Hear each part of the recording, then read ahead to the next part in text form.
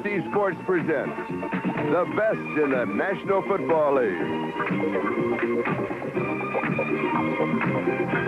Today from Metropolitan Stadium, it's the Cleveland Browns versus the Minnesota Vikings. Today's game is brought to you by Dodge with the new 6-passenger Dodge Aries K and the new Ram Tough Dodge pickups and vans. By Schlitz, the Master Brewer's Brew. It's today's Schlitz. Go for it. By Alcoa, producer of energy-saving aluminum.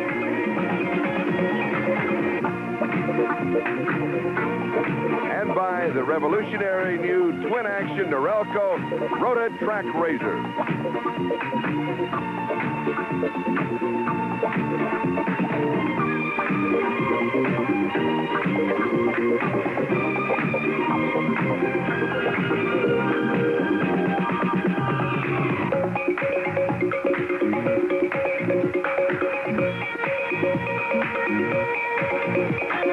Hello, everybody. This is Charlie Jones and Lynn Dawson. We are at the Metropolitan Stadium.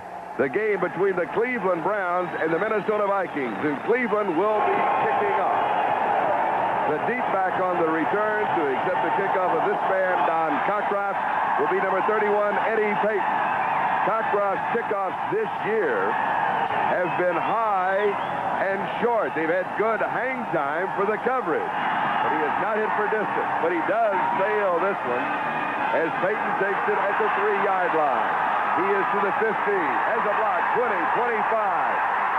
Bumped out of bounds around the 34-yard line by the kicker, Don Cockcroft.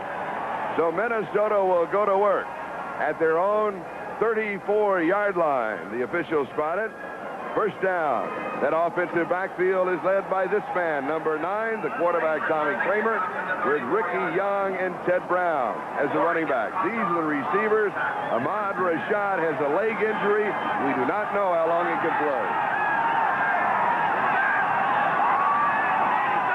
First down with split back. Kramer with all the time in the world and drops it off to Ted Brown. He goes to the 38-yard line. He has 4. It'll be 2nd and 6 as Dick Ambrose makes the tackle. The offensive line for the Vikings. Number 62, Brent Boyd, is at the left guard position. He is replacing Jim Huff, number 51. He is out with an injury. He's out for the rest of the year. Defensively for the Cleveland Browns, they employ a 3-4 defensive line. And we'll get to the players in just a moment after this play. Joe Simpson comes in at tight end. Tucker comes out. That is the messenger service. Play action. Pass complete. Right side. Ted Brown. First down. Vikings. 49-yard line. A pickup of 11. Ron Bolton makes the tackle. Right away, we can take a look at this Minnesota team and tell that the ball is going to be in the air today, even though it is a little cool out there. So it's going to be up to the defenses of both sides to put pressure on the quarterback. But Kramer is dumping it off to his back. Harris Alzado is in the lineup, but he has an injury problem. We don't know how long he is going to last. That problem, hamstring, heard it in the first half last week, came out, was not to play in the second half, but he did. Ted Brown sweeps right, and the defense is there. He will lose a yard on the play. Charlie Hall, the linebacker, diagnosed it. It'll be 2nd and 11. Let's look at the linebackers of the Cleveland Browns. The reason they went to the 3-4. They have outstanding linebackers. Charlie Hall making that tackle. Number 59 is an outstanding linebacker. Number 57, Clay Matthews, also does a superb job. But R.L. Jackson, 56, we'll be talking about him this afternoon because he's having an outstanding year. As the defensive secondary headed by Ron Bolton at the cornerback position. Now John Morey comes in as a linebacker, and Jackson comes out. 2nd and 11, screen right side, Ted Brown. Brown fights his way to the 50-yard line. He picks up 2. It'll be 3rd and 9, and the leading tackler for the Cleveland Browns stops him. That is Dick Ambrose, right inside linebacker, number 52. Lyle Alzado, number 77 for the Cleveland Browns. Last week, they took him out of the ball game, but he snuck back in the ball game. And take a look at him now. This is a screen pass. He's a veteran defensive lineman. He knows something's up right now. He knows that it's not going to be a pass. It's going to be a screen. So he gets involved in the action, gets involved in the tackle, although it's on the other side of the field from where he's playing. The Vikings converting about 35% of their third down opportunities. And they come up short here. Ricky Young on the receiving end. Clinton Burrell is the man who stopped him. It'll be fourth down and still a yard to go. Officials say they want a measurement, but from here it seems rather obvious. They got back in the shotgun formation. It's interesting right now. It looks like it's short, Charlie. I don't think that they would go for it in a situation right now. You mentioned that the magic number is 1. If either team wins, they're going to be in the playoffs. They're assured of that. You know, if a team wasn't involved in the playoffs, and this is, if it were short of a first down, I would say in this situation, go for it. From the Vikings standpoint, if they win or Detroit loses today, they are the champions of the NFC Central. They cannot qualify for a wild card.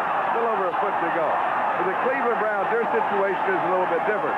As you know, they're being chased by Houston and by the Pittsburgh Steelers, the two-time defending Super Bowl champions. Now, if Cleveland loses today, they could still win the conference by defeating Cincinnati next week. I thought that Bud Grant was a conservative coach, Charlie. He's sending in a couple of tight ends and a couple of big backs. He is going for it, or apparently will go for it, on fourth down. He has Bob Tucker, Joe Sitzer, and Bob Brewer. He has 3 tight ends. He got it. Here's Ted Brown. The gamble pays off for the Vikings. Tom Darden made the tackle, and Ricky Young was the lead blocker. Shows you the importance of this football game for both clubs. Going to the right side, short yardage situation. They needed less than a yard. To the right side, Ted Brown. Nobody there. Excellent blocking by the Minnesota Vikings. Picks up more than enough for the first down. They're down now, let's see, about the 27-yard line. Definitely in field goal range right now. And a gain of 15 yards on the play. And the first down at the Cleveland 27. This is a passing formation. Play action, rolling right. Throws back left. It is there, going to Ricky Young out of the backfield. 23-yard line. He picks up 4. Dick Ambrose with the tackle. It'll be second and 6. Clinton Burrell was also there. Misdirection type of play, rolling out to the right, stopping and going back to the left to his back. But the Cleveland Browns really did an excellent job of covering that. Dick Ambrose, number 52, was on the receiver. Picked up 5 yards, which is still an excellent play. Anytime you pick up 5 yards, it's a good play. The 2 running backs, Ted Brown and Ricky Young, excellent receivers. Brown, 7th in receiving in the NFC. Young is 8th. Kramer then throws, but he was past the line of scrimmage when he threw, and the flag goes down, so they'll be bringing the play back. He was a couple of steps past the mark. I don't know why he threw the football, because he had some open territory there. He possibly could have picked up the first down. Take a look at it right now. Number 9 is Tommy Kramer. He's by the line of scrimmage right now. He does see his man ahead of him, gets the ball loose. Right. But he was going to get nailed right there by R.L. Jackson, 56, the linebacker. But he should never have. Legal forward pass on the quarterback, 5 yards and a loss of down. That's what hurts, the loss of down. It is assessed from where he threw it, which was the 21, so they move it back to the 26. Linebackers have a tendency to make quarterbacks do things like that, Charlie. When they get up in your face, you say, he must want this ball, I better get rid of it. That's what happened on that play. It'll be 3rd down and 9. Oliver Davis and Judson Flynn in the secondary. 6 men defensively. It is 3rd and 9. Kramer to throw. Into the right flat to the remaining back, Ted Brown. And he'll be stopped around the 26 to 27, basically the neighborhood of the line of scrimmage, and it will be 4th down as Ron Bolton was there along with Judson Flynn. Credit Marshall Harris, number 90, the defensive left end. He made Kramer get rid of that football and dump it off in the flat before he really wanted to throw the ball. He made a good move to the inside. He was putting pressure on the quarterback. The quarterback had no choice. He had to get rid of the football. So Rick Danmeyer is in with a field goal attempt upcoming. He has hit 6 out of 6, perfect from 30 yards and in. This one will be an attempt of 45 yards. His longest of the year has been 47.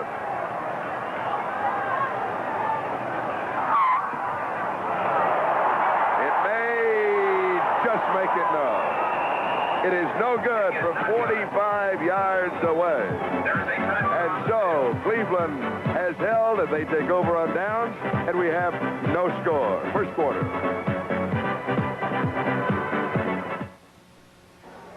The good news is the sun is shining. The wind is not blowing. The bad news is it's 21 degrees. Cleveland on offense for the first time. Their quarterback is Brian Sipe, #1 quarterback in the NFL, from the Brown 27-yard line. And he gives to the first back through. James White is there to make the tackle. And Mike Pruitt is the ball carrier as we look at the backfield with Sipe, Mike Pruitt, and Greg Pruitt. The receivers, and they are excellent. Logan Rucker, the tight end, is Ozzie Newsome. That offensive line is doing a tremendous job. Sipe has only been sacked 17 times so far this season. That is second best in the National Football League. The addition of number 64, Joe DeLamiere, coming down from Buffalo, has been a welcome addition to that offensive line of the Cleveland Browns. Gain of 3. It will be 2nd down and 7. Greg Pruitt, sweep left side. Good defensive play. He will lose a yard to the 29. It was the middle linebacker, Scott Studwell, who made the tackle. 3rd down and 8. And let's look at that defense of the Vikings.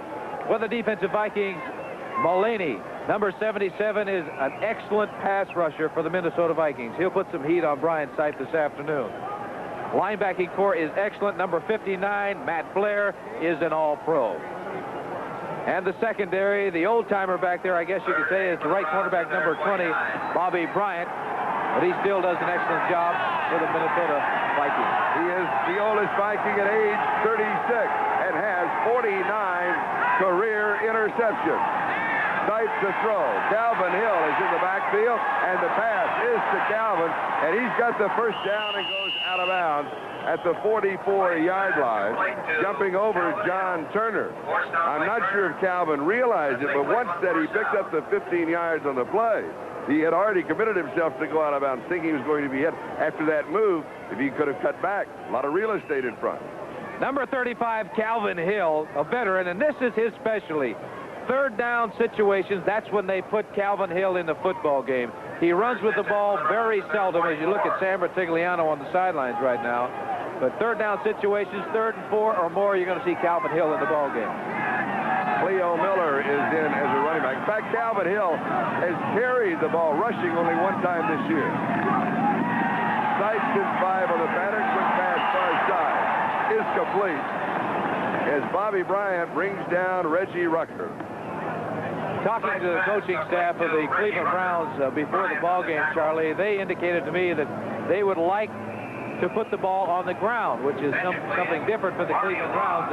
They said they thought they could move the ball on the ground, but they also said we are apt to get out of that in a hurry if it is not successful. And the reason that Lynn Dawson said that's a bit different is because 70% of the yardage the Browns have gained this year has been through the air. It is 2nd and 5.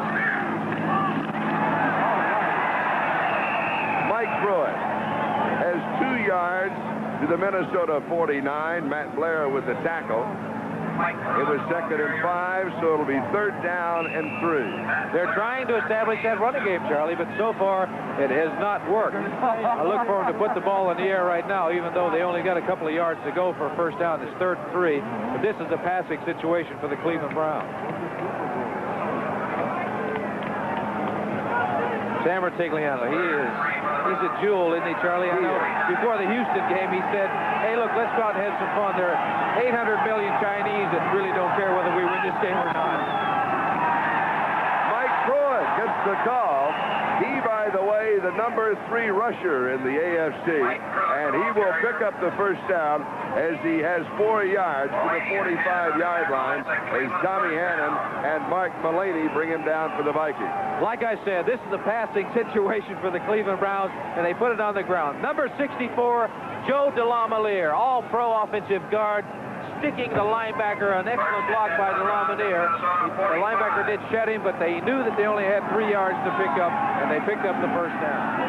7th play of the drive is started back at the 27. There's not been a big gainer. Rucker comes in motion. Sights the throw. He gets 5 on the batter. Pass is complete. Flag is down. The play goes to the 39-yard line. That would be 6 yards offensively as Ozzie Newsome, the tight end, brought it in. Hannon brought him down, but we could well bring it back.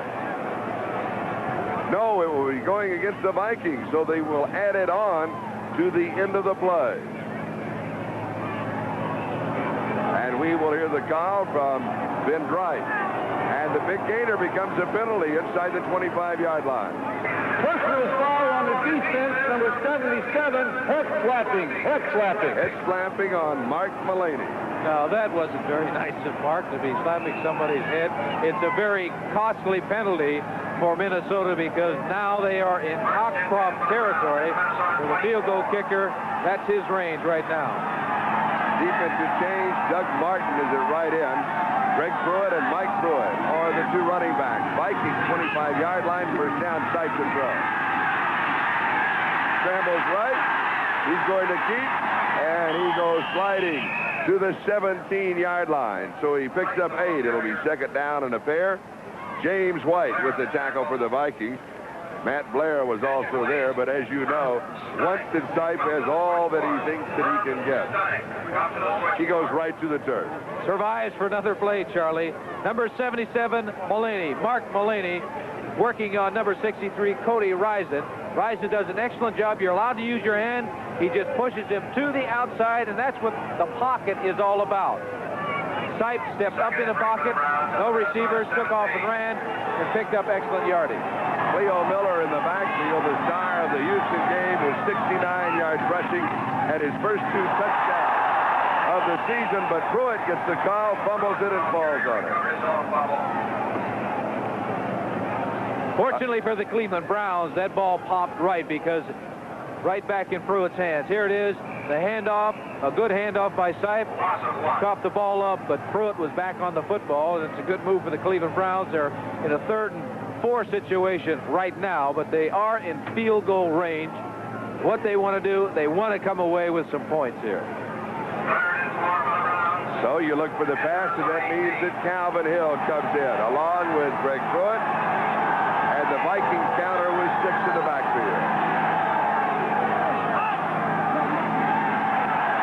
Calvin Hill. Over the middle, has it. He'll score, Calvin Hill. His 6th touchdown of the year, a 73-yard drive in 10 plays. The touchdown covering 18 yards, and Cleveland is out in front 6-0.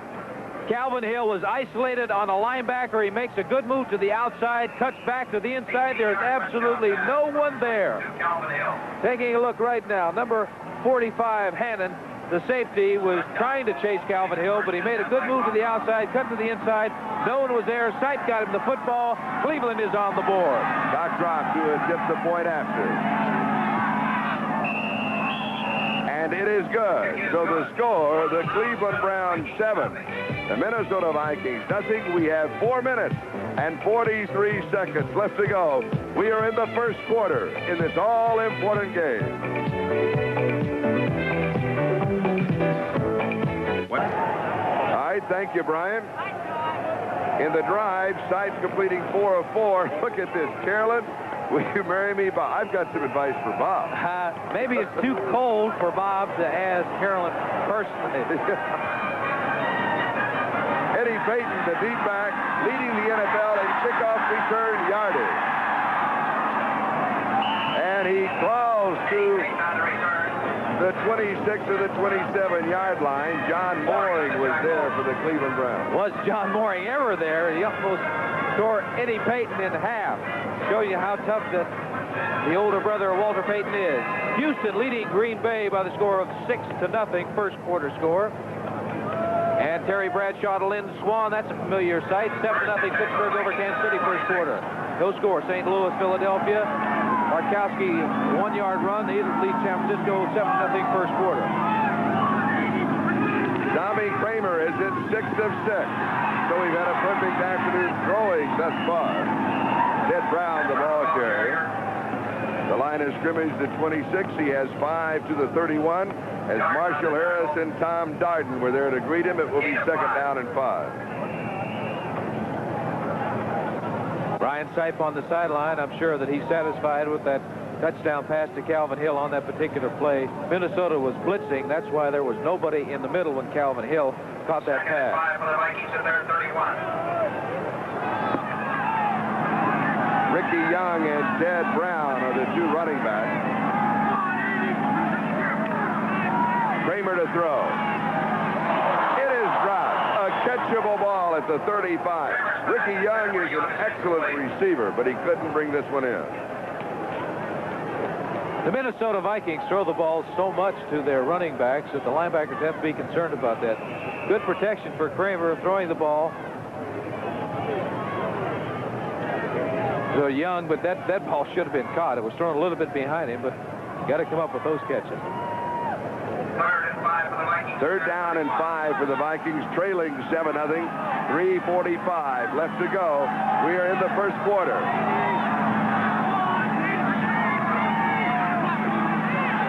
Kramer now getting pressure, rolling. He's throwing this one away. And it was a good move. Look to the right side. The tight end, Bob Tucker, was covered, and it was a good move. Yes, sir. Get rid of that football. Don't take the loss. Don't chance an interception because you don't want to give the Cleveland Browns the football down in your territory. And a good defensive play by Charlie Hall, who had the coverage. They got some heat on Tommy Kramer this time. Linebacker coming 77 is Alzado, and there it is. He just threw it away. Should have thrown a little farther, though, Charlie, because it did land in play. Yeah, I know. Greg Coleman will be kicking with Keith Wright and Dino Hall set for the return. Good hit. Taken at the 23-yard line. He's got some room. Keith Wright. A fumble, a fight for it, and it is, of course, kept by the Browns, as you saw. A kick of 45 yards, a return of 15. Henry Johnson was there. We've got a timeout. The score is Cleveland 7 and Minnesota 0. We'll be back.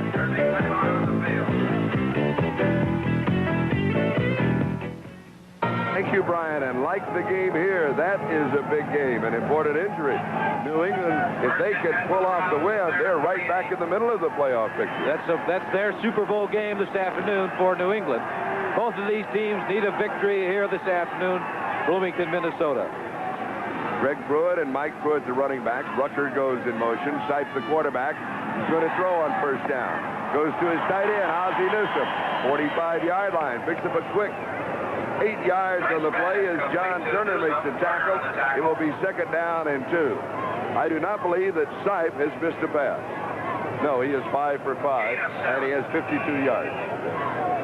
Well, there's the 5th one right there to his tight end, number 82, Ozzie Newsome. Ozzie really adds a great deal to that pass offense because of his terrific speed. 2nd and 2. Cleo Miller is in. Former teammate of yours. He's there primarily to block, right? He's an excellent blocker. Juggling the ball is Mike Pruitt. He will be in the neighborhood of the first down marker. About the 47-yard line, so we may be looking at a measurement as Matt Blair and Scott Studwell were there. The officials, they say no, it's not that close. It'll be 3rd down, half a yard. Pruitt better get some stickum on those gloves that he's wearing out there because he's been bobbling that ball around this afternoon. He fumbled one earlier in this ball game, but he did recover at that time. It was not a clean exchange between he and Brian Sipe. Browns going with 2 tight ends as McDonald Oden is in.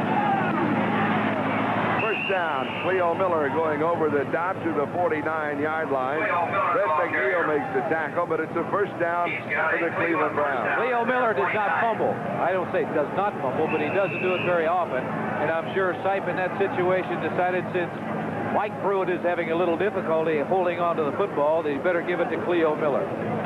Last time that we did a Browns game against Houston, Cleo Miller had an outstanding game. 2 touchdowns, big run of 50 yards, a drive that led to the winning field goal.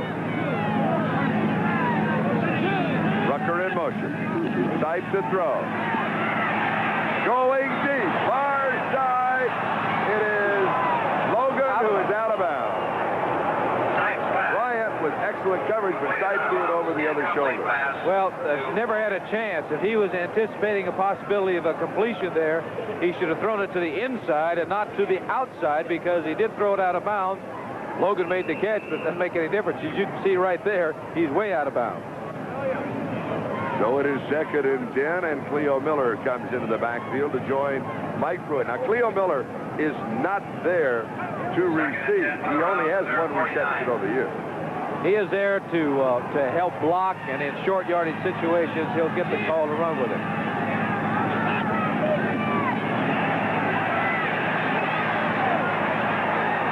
Incomplete, 30-yard line. Reggie Rucker, the intended receiver. Bobby Bryant is the man who broke it up. Keep in mind, the defender has the same right to the football as the intended receiver. We are talking about Cleo Miller, number 30. The linebacker, number 55, Scott Studwell. He knows about Cleo Miller, and you're going to see right here what happens to running backs sometimes. If you're not looking at that linebacker, they're going to level you.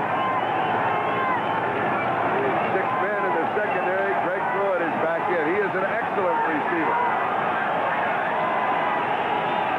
45 receptions on the year coming into the ballgame. It is 3rd down and 10. Greg Pruitt, right side. He goes deep left. Tight end incomplete. Going to Ozzie Newsome. Curtain out.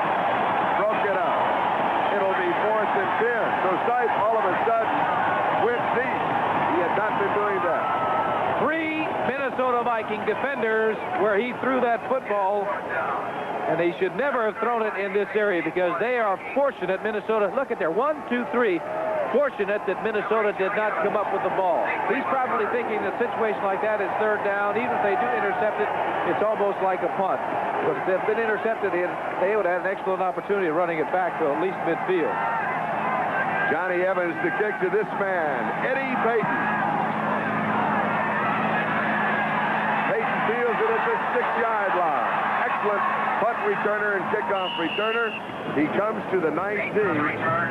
A punt of 44 yards, a counter punch of 14. Just over a minute left, first period, and we'll be back in Minnesota.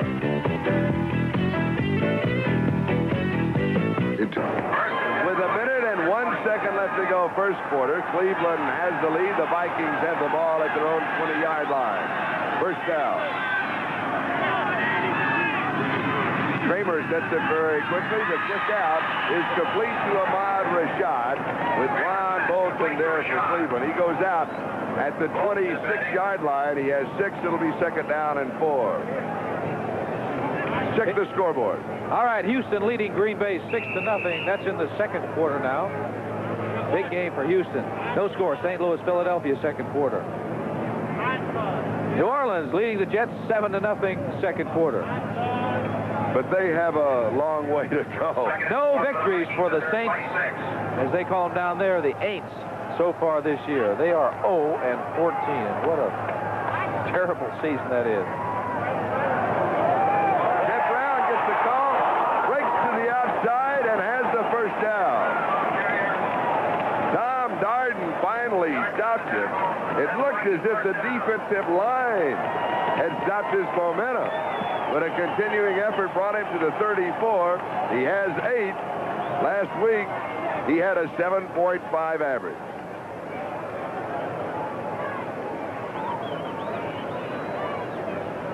The Browns had a shot at him. The defense couldn't hold him. They didn't wrap their arms around him. Any good back, just because you hit him hard doesn't mean he's going down. Also, I talked to your replay play, didn't I? Okay. 34-yard line, first down. Kramer's pass far side. Comeback reception by Rashad as Bolton is there for Cleveland. Boy, they're picking on Ron Bolton.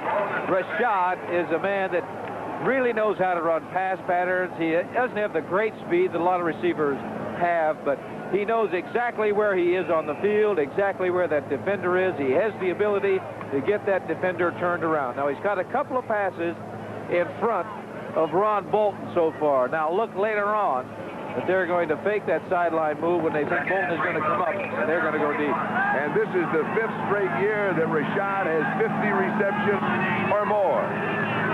2nd and 3, a gain of 7 on the last play, a pickup of a couple. It'll be 3rd down and 1 as Ted Brown runs out the first quarter. We have 1 complete. We have 3 to go, and Cleveland has the lead, 7-0.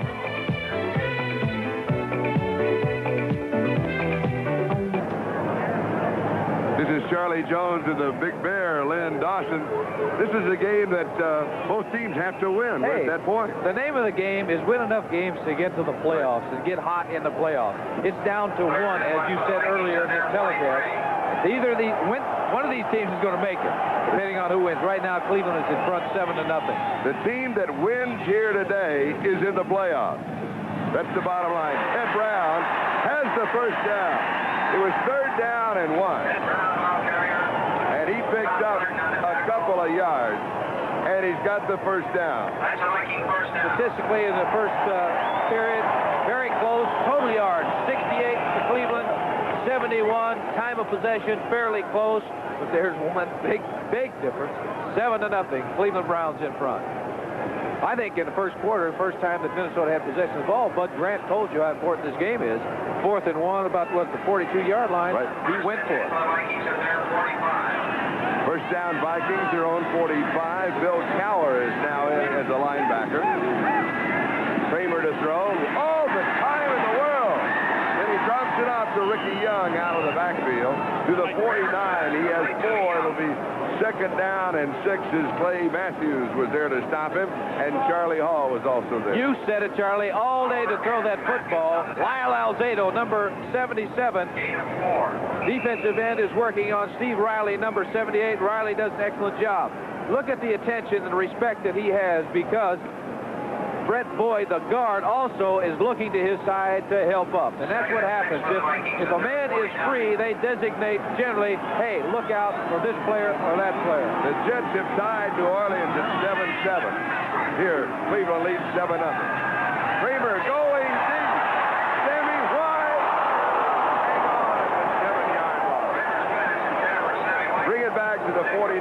It'll be 3rd and 6, double coverage. Ron Bolton and the strong safety, Clarence Scott. Hadn't seen Kramer throw this year.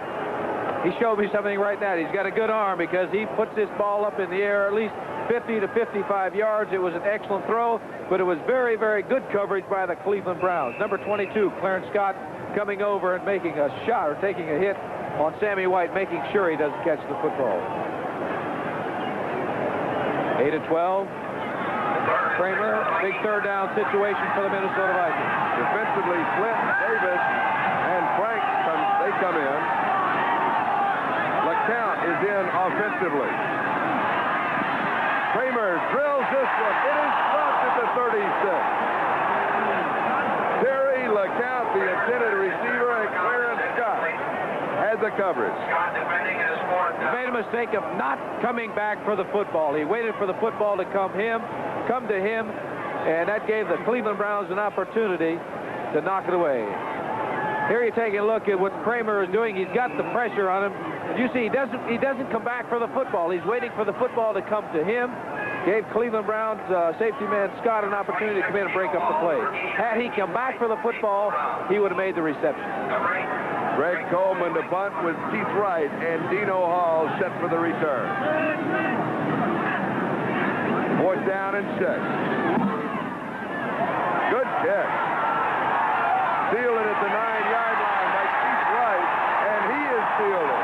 Down very quickly was Keith George for the Minnesota Vikings.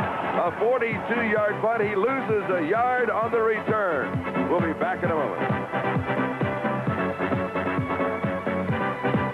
The Cleveland Browns, last year and this year, 9-5-10-4. Now, what that really means is their problem was the last 2 games of the season. And that's what took the Browns out of the playoffs. You also look, there was a team that had 11-3 after 14 games. Pittsburgh Steelers, they're not there this year. Play pass. From the 8-yard line. Dropped off to Mike Pruitt. And he has to work to try and get back to the line of scrimmage as Matt Blair makes the tackle. He may lose a yard. Let's see. No, they'll spot it at the 8. It'll be 2nd down and 10. Play action pass. Here you're looking from the end zone. Sipe knows he can't be hanging around back there. He's got to get rid of the ball. He is looking downfield to Greg Pruitt. He was covered. He gets the ball off to Mike Pruitt. The replay shows what you were talking about yesterday in the San Diego game. Quarterback needs to see, have lanes of vision. 2nd and 10. Near the first down to Reggie Rucker. He will mark it at the 18. John Turner makes the tackle again from behind the quarterback. Watch for the vision that he has. Number 17, Sipe, is going back. He knows he's not going to spend a lot of time in the end zone. He could see, so he was able to see his receiver all the way, making the move. Number 33 is Reggie Rucker, and he gets the ball to him for a 1st down. That shows you what confidence the Cleveland Browns have in their passing game. A lot of teams would say, hey, let's not throw it down in this territory because bad things can happen like interceptions, put them in scoring position. But Cleveland has a great deal of confidence in their passing game. They go right to it. 1st down just outside the 18. Cleo Miller gets the call. He goes to the 22, has 4. It'll be 2nd and 6. Bobby Bryant makes the tackle. Today's telecast, presented by Authority, the National Football League, intended for the private use of our audience. Any rebroadcast or other use of this telecast without the express written consent of the Minnesota Vikings and the National Football League is prohibited. We got their permission, right? Yep, we can do it. That means that you can watch All right. here at home. We have 11 minutes and 10 seconds left to go. First half, Cleveland leading 7-0. Their opening drive, 73 yards in 10 plays. It was tight to Calvin Hill for 18 yards out. That's been the only score. Flag is down. The play goes to the 30-yard line. Reggie Rucker with the reception. That flag was thrown by the linesman, so somebody was offsides or moving. And you can see right now Minnesota's pointing toward the Cleveland Browns. Yes. You're right, illegal motion. That will cost 5. It will be 2nd down and 11. Legal motion, offense, number 85. The call on wide receiver Dave Logan. Greg Pruitt is in. Cleo Miller comes out offensively. 2nd and 11. The Vikings will put 5 men in the secondary. They will put 6 men in the secondary. They're going to put 7 men in the secondary. 2nd and 12 for the Browns in their 17. Brew, Nord, and Wright join the 4 starters in the secondary.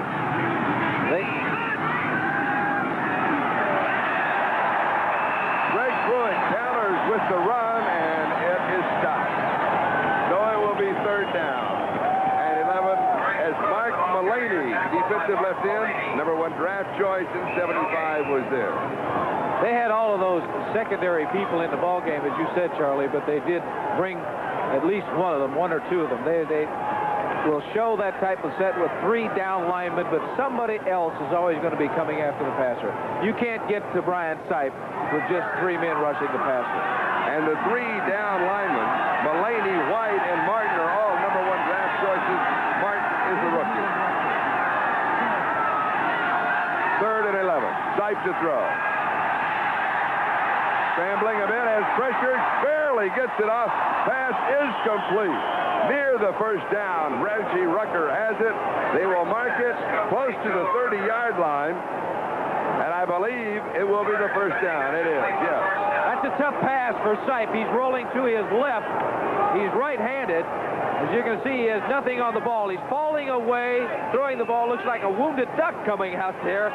It's like a knuckleball, but Rucker comes up with the football and the first down. The important thing about Reggie Rucker, first things first. He caught the football, and then he made his move upfield. That last effort got him the first down. And the wound was inflicted by Doug Martin. He puts it right in and put the pressure on. Nice to throw on first down. Greg Pruitt. 32-yard line. Has a couple. It'll be second down and 8. Fred McNeil and Bobby Bryant drop him immediately. But once again, it's a good pass, a good play, because they pick up about 4 yards. And if they were to run with the football and picked up 4 yards, as I said before, they would consider that a good play. Another point on this drive. Cleveland leading 7-0. They started at their own 8-yard line. This is now the 8th play of the drive. They're using up a lot of time on the clock. 8:48 left to go, second quarter. And that hurts the team when they're standing on, and the weather is cool out here, to stand on the sidelines and be cold. Somebody has the ball for a long time to come in. Sipe with all the time in the world. Look at the time. He goes deep to Ozzie Newsome. Knocked away. Good defensive play by Kurt Knopf. The free safety for the Vikings. Brian Sipe, if he gets that ball out there, that is 6 points, because Newsome, number 82, was ahead of that defender back there, Kurt Knopf. All the time in the world. He's rolling out so he can see it. He's going to his right so he can throw the ball a lot better. But the ball is underthrown. As you can see right there, Knopf does make a good play, but if the ball is out there, Newsome is out there, and it could have been a touchdown. And meanwhile, Greg Pruitt was all alone. Sipe wanted to go deep. Pruitt said, I'm here, I'm here. You'll come back and tell him in the huddle. Calvin Hill joins the offense. Third down and 8. Cleveland has converted 5 of 6 on third down situations. Sipe, Got him open. Misses Newsome, the defender, had fallen. That was Tommy Hanna. 2 plays in a row. Newsome has been open, and Sipe has not gotten him the football. That time, the safety man did fall down, and Newsome was all by himself. Good pass protection by the Cleveland Browns. You see right now that, when I was talking about vision, there was a hand up in front of Sipe's face. Nobody got to him, but that did as much good of getting that hand up there as getting to Sipe, because he was off target. Johnny Evans will be kicking to Eddie Payton. Eddie, 29 years of age, the older brother of the running back of the Chicago Bears. It is down at the 44-yard line. Bill Cower is the man who downed it. A kick of only 25 yards. We've got a timeout. We'll be back in a moment. Head coaches. Sam Ratigliano on the left has done an outstanding job for the Browns. And I was talking to Art Modell prior to the ball game, and he says, really, we don't have that great a talent, but the coaching staff, and headed by Sam Ratigliano, has done a tremendous job with this team this year. And Bud Grant in his 14th year at the helm of the Vikings. And what a record he has. They make the playoffs this year. It would be the 11th time in his 14-year career that they would be in the playoffs. But they do call him Mount Rushmore. Ricky Young carried the last time. He doesn't change expressions that much on the sideline. Both coaches are similar in the fact that this is a game. It's not a life or death situation. And they keep the players loose. I know for Bud Grant, he shows up the day of training camp like the rest of the players. He says, I don't like training camp any better than you do. That's right. He likes to go fishing and hunting. First day of the duck season, you know where he is. Second down, 7, Kramer to throw. Far side has a man open. It is there. And a big first down to Ahmad Rashad as Ambrose and Burrell bring him down. That time Cleveland had a blitz on. The protection was excellent, and Kramer fired that ball out to Rashad, who was all alone on the sideline. A gain of 19 on the play to the Cleveland 33. A turnaround for the Vikings. 6-8, 8-6. The big turnaround from third to first. And they had a big turnaround this season. They got off to a very shaky start. Then they turned it around, and they've won, what, 5 of the last 6 ball games. That's right. Play pass. Dropping it off out of the backfield is Ricky Young. 25-yard line. A gain of 8. It will be second down and 2. Bill Cower makes the tackle, and the Vikings are on the move. Charlie Hall was also there for the defense. He was looking downfield on that play pass first to Sammy White, number 85. He wasn't covered, so he automatically went to his secondary receiver, which was that man right there, number 34, Ricky Young.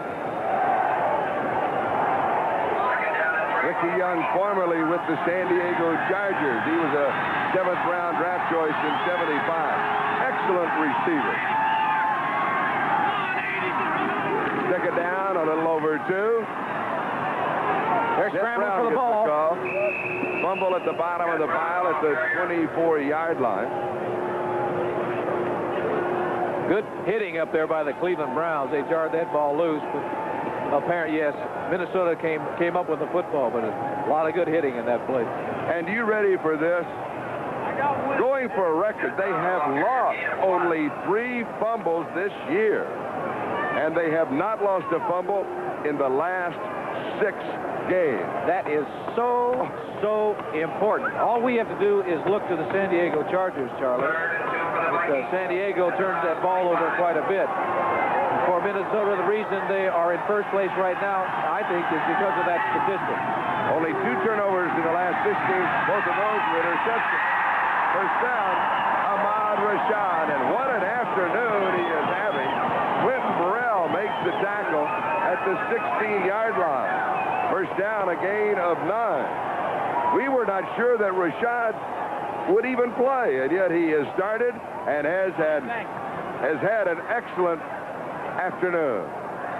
They're giving him a lot of room, a lot of respect for Ahmad Rashad, because he's had 4 catches for 40 yards. They have been the shorter variety. He's running a sideline pattern on this particular play. You can see Kramer moving out to his left so he's able to see. Good throw by Kramer and a good catch by Rashad. But I look for Rashad to go deep here. Rashad has not had a touchdown in 10 games. Kramer with a scramble. Clay Matthews brings him down. That will go as a sack, and it will be the first sack of the ball game. When does the scramble stop being a sack? When the quarterback gets to the line of scrimmage. Then it becomes a rushing play.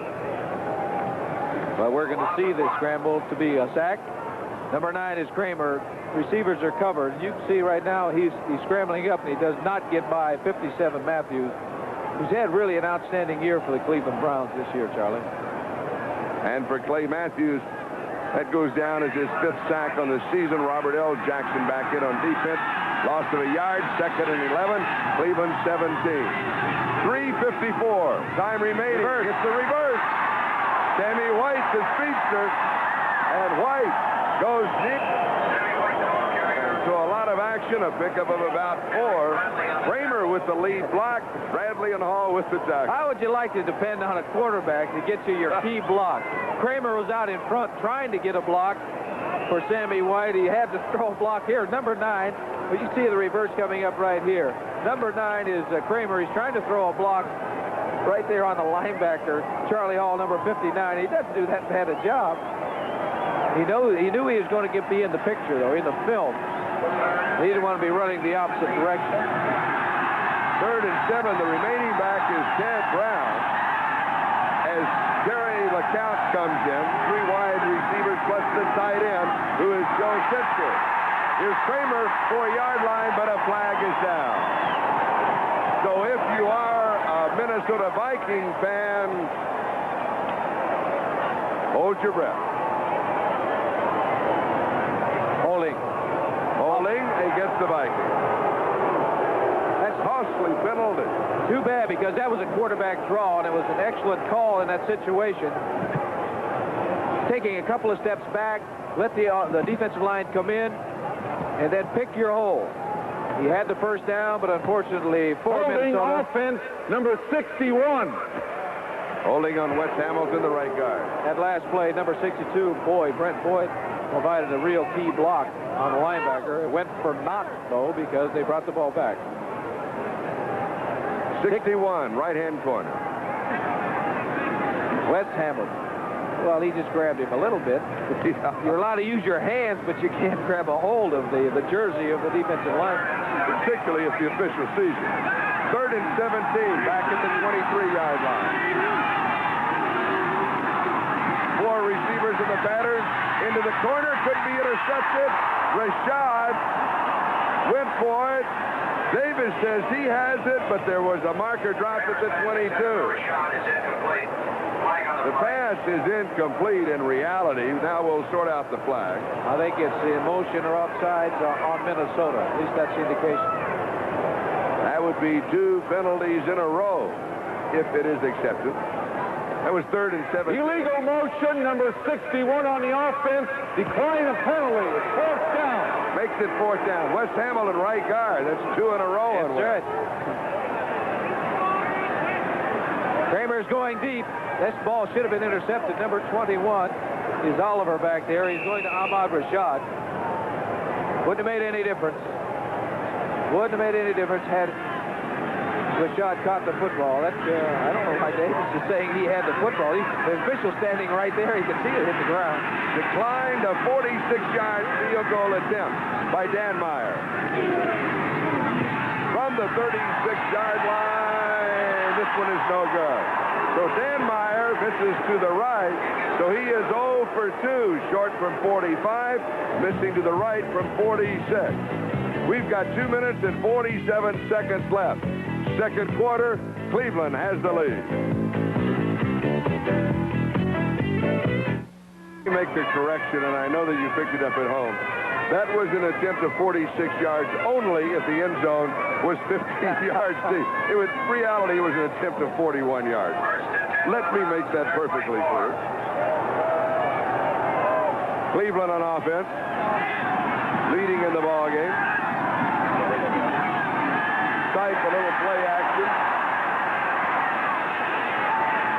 Has time, throwing back across the field to Mike Pruitt, and he has the first down at the 45-yard line. Matt Blair makes the tackle, 22 yards on the play. As we pause briefly for station identification, this is the NBC television network. Police Chief Daryl Gates on News Conference, 6:30 on KNBC, Los Angeles.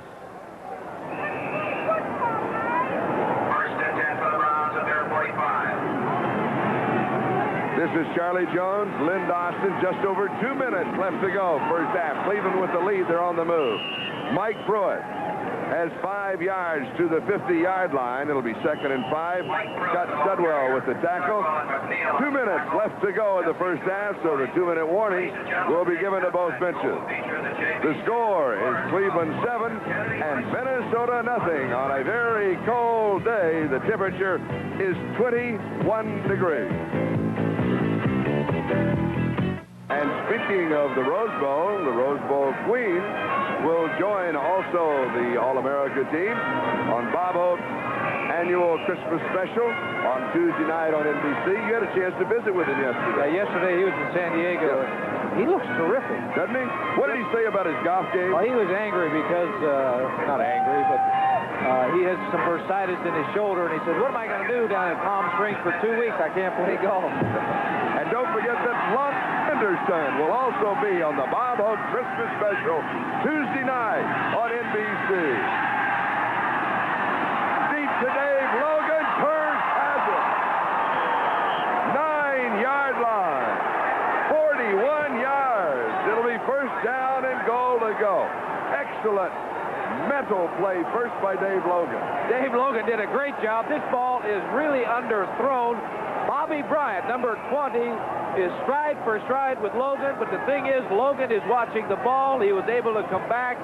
Bryant was not able to come back, and Logan came up with another outstanding catch. He's made many, many of those catches in the last couple of years.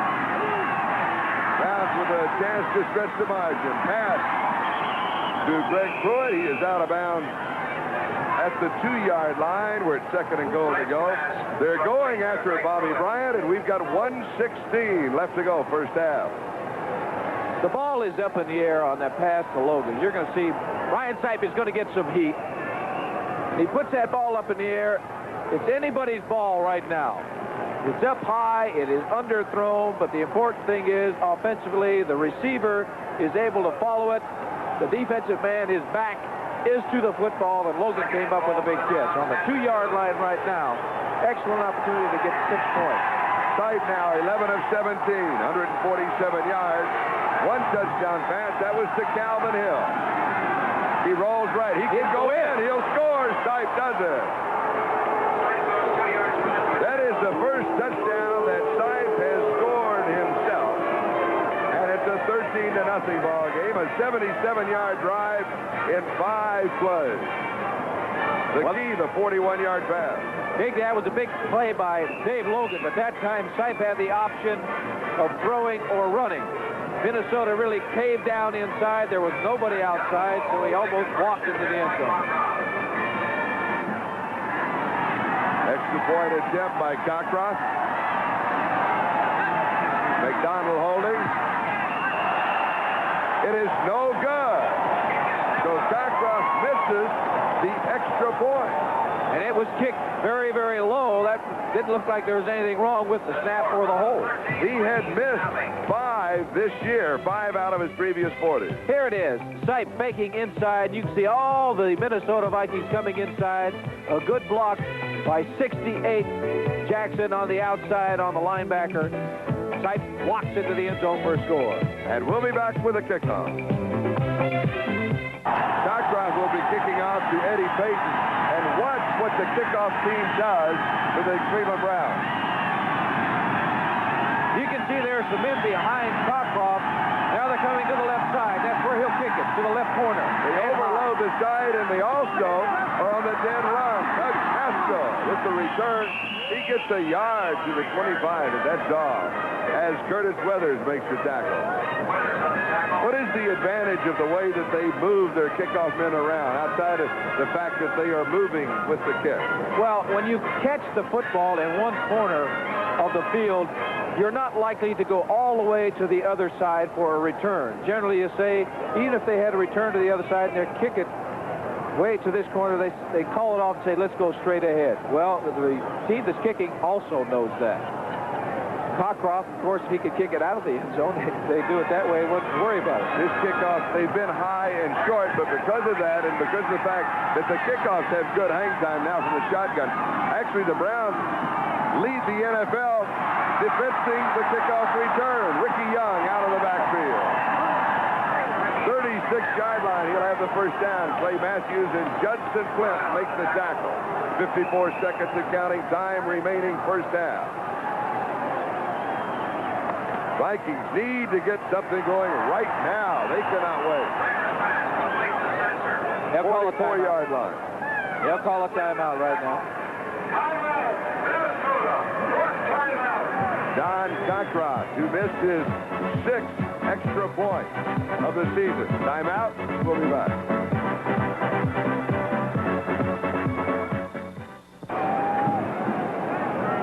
The preceding announcement was furnished as a public service by the National Football League. Bud Grant, head coach of the Minnesota Vikings. One victory by the Vikings in their last 2 games, or 1 defeat of Detroit in their last 2 games. And the Vikings are the champions of the Central Division in the NFC. They'll be in the playoffs. He's throwing this one away, and there wasn't a receiver in the neighborhood. And it was that intentionally grounding the ball. Really, because he was getting rid of the football. But he did it. He just threw that ball away. The intentionally grounding is if you are throwing the ball to avoid a loss. Shotgun formation. Kramer is here. He's looking to his left. Nobody's open. Just fires that ball over everybody's head into the Cleveland Brown bench. Going back to what you said earlier, though, he threw it high, not into the ground. Does not draw a flag. It is 3rd down 3. Shotgun. Kramer. Pass complete. First down. Ricky Young out of the backfield. 44-yard line of Cleveland as Clay Matthews and Oliver Davis make the tackle. Gain of 12. First down. Clock is stopped for the timeout. 32 seconds left to go. First half. Right now, the linebackers of the Cleveland Browns, they're getting back. 57 is Clay Matthews. He's getting good depth. He doesn't want anybody to get behind him. He wants them in front of him. And that's what happens. Young makes the catch. Matthews makes the tackle, along with Oliver Davis, number 21. Be sure to stay with us at halftime. Brian Gumbel in New York City with NFL 80. And Brian will be updating all of the scores of the National Football League thus far. He'll have a lot of the highlights for you. And this is a busy day for Brian because on NBC it's a doubleheader day. So he had kind of an easy afternoon yesterday with only our ball game in San Diego. That had to be like a vacation for him. But today he really gets to work out. He needs to work, Charlie. He needs to work out a little bit. Good for him. That's right. First down, Minnesota. Cleveland 44-yard line, 32 seconds left to go in the first half. Browns leading 13-0. If Minnesota can get on the board before half, it'd really be a big lift to them coming into the second half, Charlie. Kramer from the shotgun. Tight end, Joe Sensor. 35-yard line. Has 9. It'll be second down and a yard. Matthews was there. And Clinton Burrell. They go very quickly. Pass is complete again to Joe Sensor. 10 seconds and counting. That is the time remaining. They're in field goal range. Defensively, Ron Bolton and Judson Flint. They stop the clock with 10 seconds left to go in the first half. I believe they have, is that their last time out, or they have one more to go? That's it. Last time out. Now, the man who made the last 2 receptions, the tight end Joe Sensor, he and Bob Tucker alternate, but in reality, Sensor plays just a little bit more. He was a 6th-round draft choice last year, but was on the injured reserve.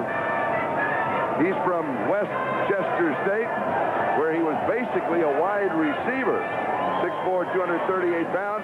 They made him a tight end. And the injury last year worked in his favor because he had a chance to work all year long at tight end once the injury was okay. They're discussing on the sideline throwing the ball into the end zone. They have to. They can't throw it short because no timeouts left. The Browns will let him catch the football and tackle him before they get to the end zone. Time is going to run out. They got one shot, Charlie. The shot is, if they're going to run one more play, it looks like they're going to, is to throw the ball into the end zone, try to get 6 points. If they don't, they come out with a field goal. And I'm sure Kramer has been told, if nobody's open, don't hold on to that ball, just let her fly. You know, throw it out of bounds. First down at the Cleveland 25-yard line.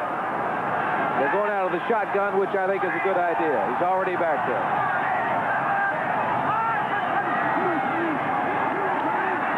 That's what he's doing. Standing right. White is to the 4-yard line. The Vikings may not get off another play. They won't. He had to go, like you said, for the end zone. Play covered 22 yards, but the clock ran out. Yeah, but he needed 24 or 25. That's a play, you know, that the Cleveland Browns are happy with. Let him have it. He got almost to the end zone, but he did not get in. It is halftime, and Cleveland has the lead, 13-0.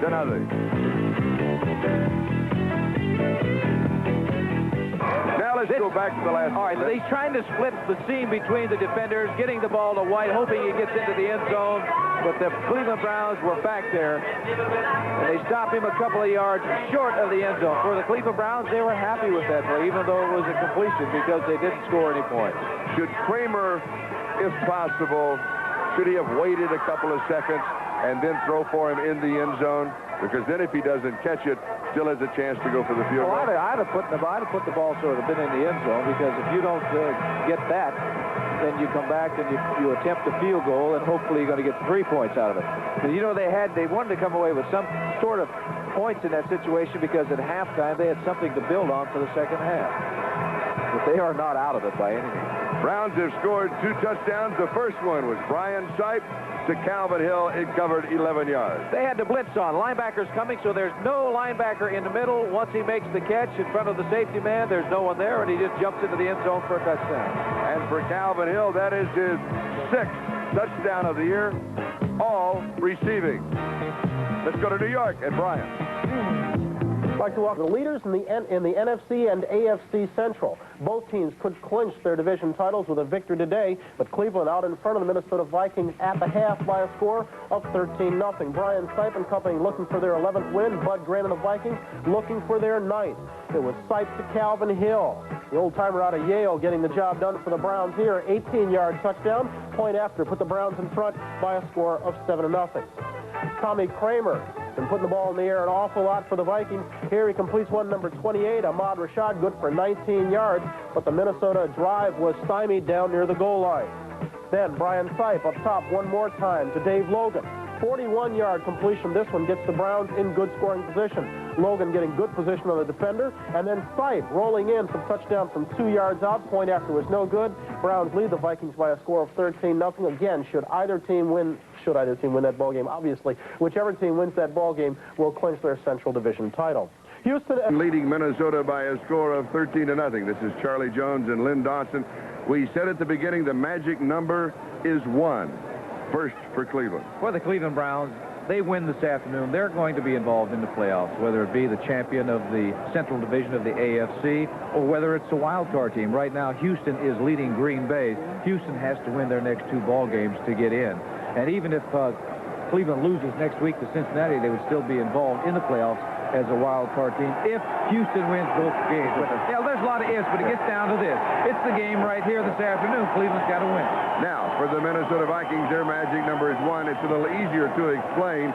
They have this game remaining, second half remaining. They play next week at Houston. Detroit has 2 games remaining later on today. Now, should Minnesota win one or Detroit lose one, the magic number, then Minnesota, they are the champions in the Central Division, and they cannot be a wild card. So the magic number is 1. The winner today will be in the playoffs.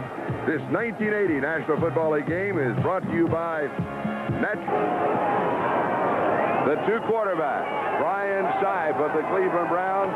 He ranks number 1 in the entire National Football League. And Tommy Kramer for the Minnesota Vikings.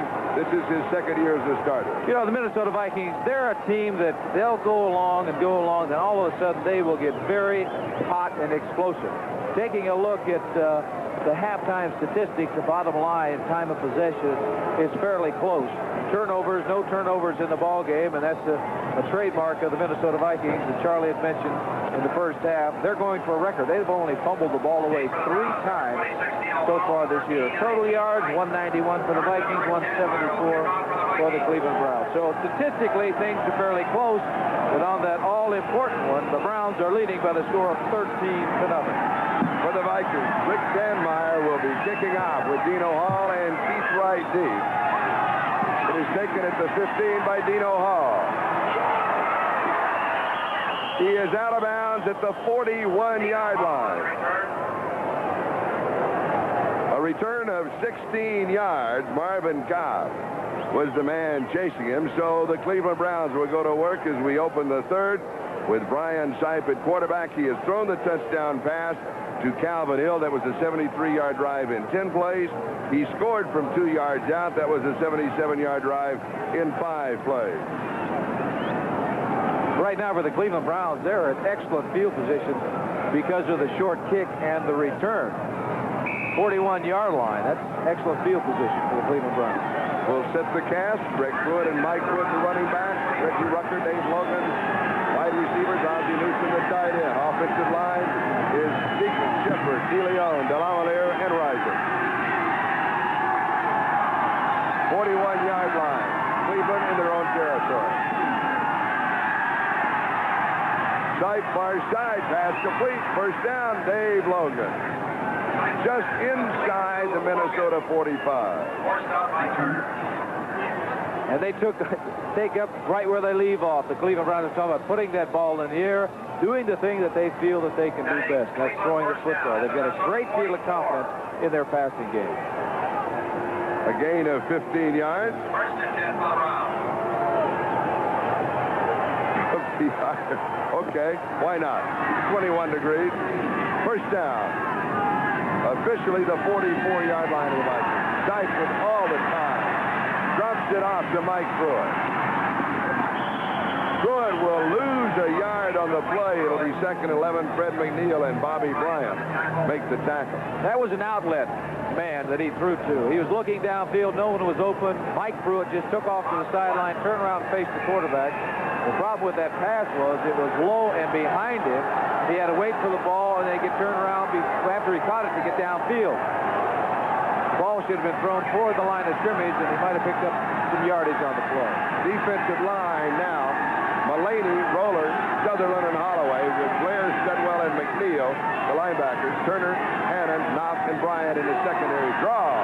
Mike Pruitt. 40-yard line. He has 5. So it'll be 3rd down and 6 as the middle linebacker, Scott Studwell, makes the tackle. It's not really that cold, believe me. Or is it, sitting down? It's cold, but the wind is not blowing, and that makes a big difference. Some of the people said, hey, it's almost like springtime up here today for Minnesota at this time of the year. Calvin Hill into the lineup in the backfield. He scored a touchdown from the pass from Brian Sipe. He comes in.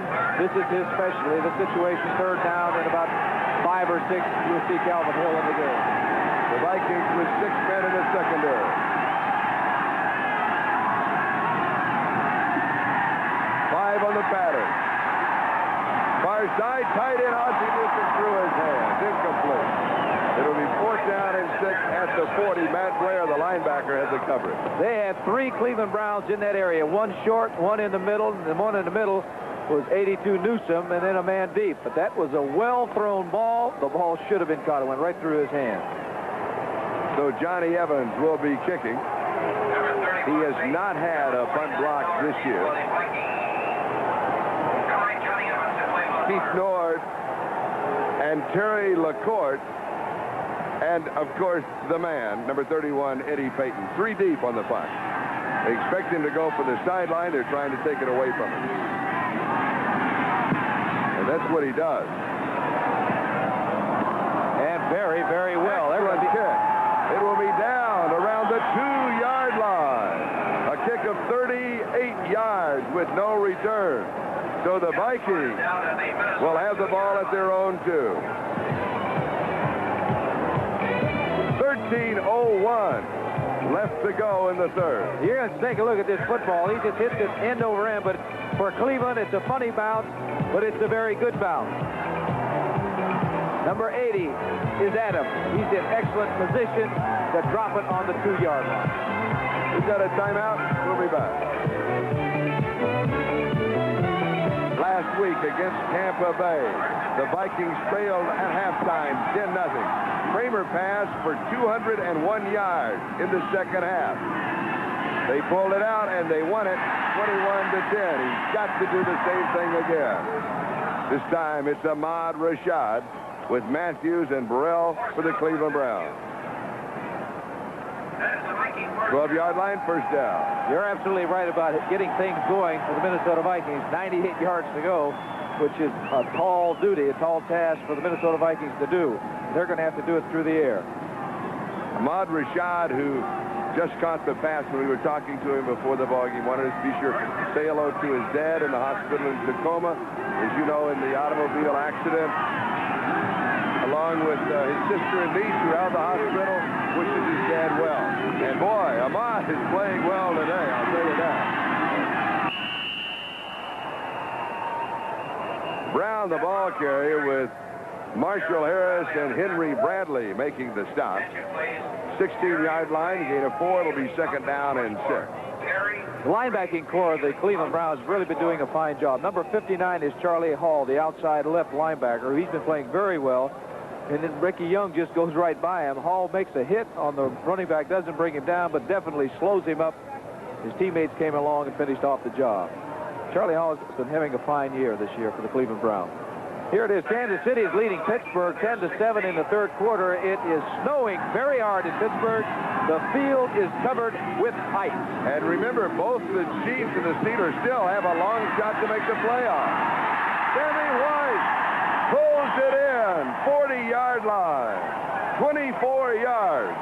Ron Bolton makes the tackle, and the Vikings have an offense moving. We said they had to do it through the air, and that was really an excellent throw by Tommy Kramer, faking the ball on the play-action pass has good protection, enabling White to move his way across the middle. Watch this throw, because Bolton is all over it. Perfect throw. White comes up with a catch. Bolton does trip him up, but it's a 24-yard gain for Minnesota. And remember, they started on the 2-yard line. Sammy White and Ahmad Rashad are the wide receivers. Joe Sitzer now the tight end. He and Bob Tucker alternating. Ricky Young is the ball carrier. Ted Brown is the other running back. Dick Ambrose makes the tackle. That offensive line has Riley, Boyd, Swilly, Hamilton, and Yeri. The defense showing now the 3-4 with Harris, Bradley, and Alzado. The linebackers are Hall, Cower, Ambrose, and Matthews. In the secondary, Bolton, Scott, Darden, and Burrell. Cleveland Browns defensively really have done an outstanding job. I know I saw them in preseason, and they had a lot of problems switching from the 4-3 defense to the 3-4 defense. But defensively, they've really done an outstanding job. 2nd and 7. Kramer goes deep. First down. Fumble. At the end of the play, they say no. They will rule it, I believe, as an incomplete pass. Rashad never had possession. Burrell is the man who jarred the ball out of his hand. They'll bring it back. Kramer to Rashad. The ball is there. Rashad is there. They did not have complete possession of the football, and that is what you have to have. And for Rashad, it's a good thing he didn't, because he did fumble. It would have been Cleveland's fall. Good call by the official. And we point that out because they've had a rocky season this year, but that was an excellent call. LeCount is in as a wide receiver. It's 3rd down and 7 from the shotgun. It is high, but it is pulled down by Ricky Young, and it's a 1st down. 44-yard line of Cleveland. 14 yards. They try to put some heat on Kramer by blitzing a linebacker. That last time, the linebacker was Clay Matthews, 57. You see right here. He's in a 2-point position, but he's going after the quarterback. But the lineman is there to greet him. Eventually gets to Kramer, as you see right there, but Kramer had enough time to get the football off. This is one of the reasons the shotgun, I think, is good in a passing situation, because he's already set up, and he has a little extra time to survey the defense to see what defensively they're going to do as far as their coverage is concerned. Kramer has completed 22 of 28, and he completes one more. He's now over the 200-yard mark. Once again, it is Ahmad Rashad with Clinton Burrell there for the defense. It's a 1st down at the 31, a gain of 13. Minnesota, as we said, they're a team that'll go coasting along. All of a sudden, they explode, and they're doing it right now, starting on the 2-yard line on the arm of this young man, Tommy Kramer. The ball is high. It sails a little bit on him. But Rashad is an excellent receiver. Concentration personified. He comes up with another big catch for the Minnesota Vikings. Another 1st down. 31-yard line. And for Rashad, that is his 6th reception for 65 yards. 9:05 left to go in the 3rd. Pressure screen. Sits to the tight end. Has it. 1st down. He can score. Does he go in? Yes, he does. From 31 yards out. Ricky Young with the block. And for Joe Sitzer, that is his 5th touchdown of the year. That was a 98-yard drive in 8 plays. We've seen that screen a couple of times in this ball game, faking, rolling one way, going back in the other direction. And here it is right here, faking to the right, to the back, setting up to the right, now coming around. He's getting pressure from Alzado, but he gets the ball to the big tight end. There's some excellent blocking here by Minnesota. You didn't see a block there, but Ricky Young, 34, made an excellent block, and that block enabled Spencer to get into the end zone with a touchdown. Now remember, on the 2nd touchdown of the Browns, that Cockcroft missed the extra point. All-important extra point attempt now for Rick Danmeyer, who has missed only one this year.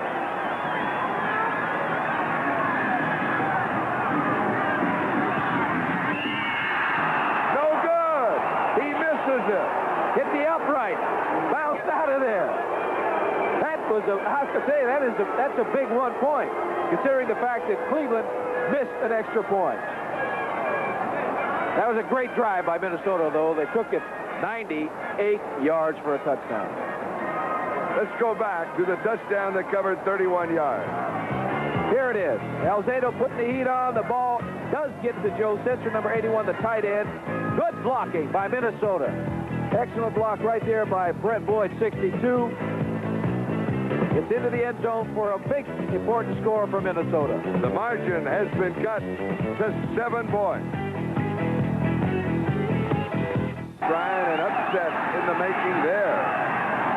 Danmeyer kicking off to either Keith Wright or Dino Hall. It'll be Dino Hall at the 15-yard line. Dino to the 25, 27. Has 12 yards on the return, and Cleveland will move on offense. We're talking about playoff possibilities. You just mentioned the 20 Bryant did, the 21-0 New England ahead of Buffalo. It's going to throw that wild card situation up in the air in that division also. It certainly does. Kansas City is leading Pittsburgh. They are still long shot possibilities. Steelers still a possibility. Houston, of course, battling with Cleveland for the lead in the AFC Central. On the 27-yard line, their own territory. Sight, pass, it's complete. Greg Pruitt. 31-yard line has 4 yards. Matt Blair with a tackle. It'll be second down and 6. And it was Mike Mullaney that was putting the pressure on. Yes, it was. And Sight had no choice but to get rid of that ball in a hurry. Number 77, Mark Mullaney, took an inside rush. It was in hot pursuit of number 17, Brian Sight. You were talking about the Kansas City Chiefs. What about this? It is now Kansas City 13 and Pittsburgh 7. The Steelers lose, and they're out of the playoff picture. 7 men in the secondary for the Vikings. Second down and 6. You saw Brian Sight yelling. He may be checking off. But this crowd is coming alive right now. It's tough for the receivers to hear the case. And the flag is down. Pass to Pruitt is incomplete. But the flag was dropped where the blocking for Brian Sight was taking place and the holding to give him a little more time. Now, they caught it. What about old Mo? Old momentum? Yes, he seems to be turning around this second half. Minnesota Vikings, they are that type of a team that'll go along, and they don't get out of a ball game. They didn't play that well in the first half, but they weren't out of the football game. 98-yard scoring drive. They're very much in it right now. Offense, number 73. Holding on Doug Deacon. By the way, in the 35-year history of the Browns, he is only the 3rd offensive left tackle. Lou Groza and Dick Shafrat preceded him. And Deacon has been there for 10 years.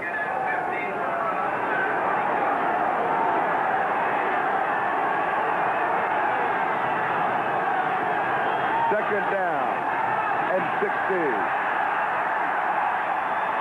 Could be intercepted. You are right. It should have been intercepted by Tommy Hannon, but he dropped it. Logan was the intended receiver. Hannon had perfect coverage. Yes, but Logan did a good thing. He made sure that Hannon didn't come up with a football. Sipe is throwing it. He's throwing it right in the direction of the safety man, number 45, Hannon. And notice right there, stop it. Left hand of Tommy Hannon. He is playing with a cast. He has a broken bone in that left hand.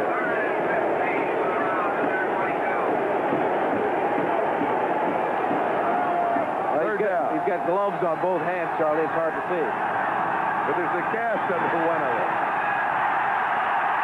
Sight with time. Goes deep. Defender fell down. Ricky Feature, the captain of the specialty team. Out of bounds at the 48-yard line of Minnesota. First down. He was all alone out there. One of the defenders fell. I believe it was John Turner that slipped. And then Bobby Bryant came over. Bobby Bryant is still arguing with the officials over there. See, right there, he fell down, leaving Feature all alone on the sideline. Well, that was a big first down for the Cleveland Browns.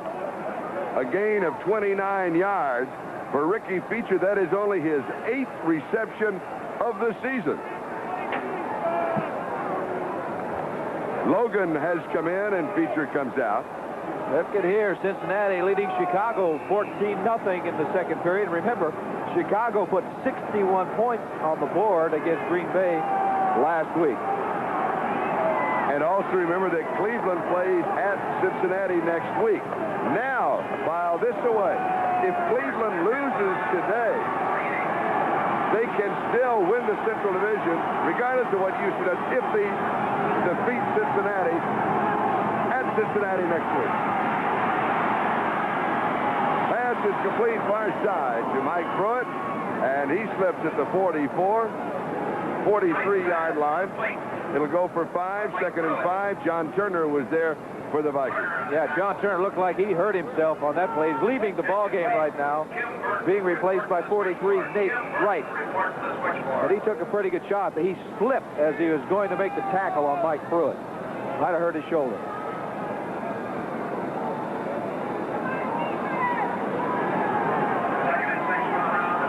Second down and 5. How about that? And Cleveland is a throwing ball club. Greg Pruitt out of bounds, and he's got the first down. Being chased by Kurt Knopf and Matt Blair. Pruitt still has that quickness, doesn't he? And he's getting it back. You know, he had the leg operation after about 9 or 10 games last week. I think it's more confidence than anything else. Well, I think the last couple of years he's been handicapped because of various injuries. And the beginning of the year he was unable to play, but he's playing now and playing very, very well. He comes out. Cleo Miller comes in. First down, 37-yard line. Browns down in front, 13-6. As the Vikings on their opening drive of the second half with 98 yards. Here's Mike Pruitt. First down. 21-yard line, has 16. Tommy Hannon with the tackle. Big hole on that play by the offensive line of the Cleveland Browns, giving the ball to number 43, Mike Pruitt. As you can see the blocking up front, Joe DeLongmelier doing a good job. Dom DeLeon doing a good job. Into the secondary, and good hard running, a 16-yard gain for Mike Pruitt. You can see 34 yards on the day.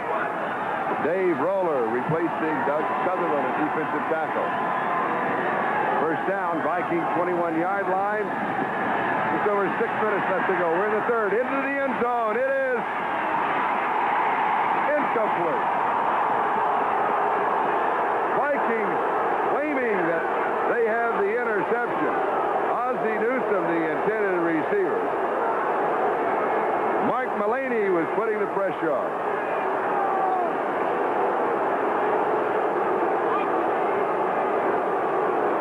Taking a look right now, he's intended for Newsome. 45 is the safety man. And it looks like he's in, Charlie, unless he doesn't have possession of football. Both feet are in. Take a look right here. But he has to have possession. That is complete control to do any act ordinary to the game of football. Oh, that's a close call. Close call.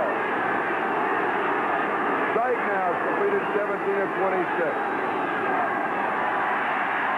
Pruitt, right side, out of bounds. Now let's go back to that possible interception. Another angle. 45 is Tommy Hannon, the safety man. Intended for 82 Newsome. Ball is popped around. No. Good call by the official. All right, that's 2 in a row they've done, Charlie. Yes, his shoulder touched the ground out of bounds before possession. He did not have possession. Boy. That is the name of the game right there. Did not have possession right there. But I'm sure Tommy Hannon is going to argue that point, and he did. Ben Dreiscrew is having a good afternoon, as is our director, John Gonzalez. Way to go, John. Oh, Gonzo is doing the magic. He'll be at the Orange Bowl, by the way, along with our producer, Mike Weiss. Third down. Blitz is on. Pass is dropped. Calvin Hill dropped it. It was third down and 4. He was open. The pass was thrown very low and behind him. The blitz was on, man-to-man coverage out in the flat on Calvin Hill. Matt Blair, 59, was covering him, but the ball was thrown low and behind Calvin Hill. That's one of the problems of not playing, because you get cold. Your hands are cold, as you can see on the sidelines by Calvin Hill. You can see right here. Low, the But that pass for Calvin Hill should have been caught. 32-yard field goal attempt by Cockcroft. He's been in a slump. He's only hit 3 of his last 9, and he's missed an extra point. Those are just statistics. He hit from 32 yards away. It is now Cleveland 16, and Minnesota 6. Will be back with a kickoff in a moment. Thank you, Brian, and like Bum Phillips, it won't seem like the playoffs if the Steelers aren't in it. How are they going to kick the door down? They're not even behind. They're not on the other side. Cockcroft kicking off, taken by one of the upbacks. That's Bob Brewer, who's a tight end. Looked like he didn't know what to do with the ball once he caught it. The ball was a wounded duck on the kickoff. It was just, Bud Grant took a second look. He's liable to take a shotgun out and fire at it. Carl Weathers made the tackle. All right, Minnesota has the ball just outside their own 31-yard line. So officially, it's marked as the 32, and they have it a first down. Last time they had the football, they went 98 yards for a score. And 81 yards of the 98 were through the air. They're going to put it in the air again, Charlie. Kramer scrambles. Good scrambler. Now, head for the sideline. That's it. Get out. Did all you can and get out. He motioned with his arm a couple times and froze those linebackers. He didn't have anybody open. He was looking for Bob Tucker, the tight end, out there near the sideline, but he was well covered. Good play by Tommy Kramer. And I tell you, Charlie Hall and Ron Bolton were looking for him on his sideline, too. Take a look at Tommy Kramer, number 9. Now, he wants to go right now. Nobody's open. He's going to make a move right there. That froze the linebacker. Now he's going to get what he can get and get out. But he just should learn to keep on moving. Even though you hit that white line, that doesn't mean the defensive men are going to stop. Gain of 5, 2nd and 5. Oliver Davis has replaced Burrell at defensive right corner for the Browns. Ted Brown, he's around the corner, has the first down. And he goes out at the 50-yard line. 13 yards, first down with Wes Hamilton as the convoy. Clarence Scott was chasing him. You know, when a quarterback hands off, his job isn't over because he has to carry out fake.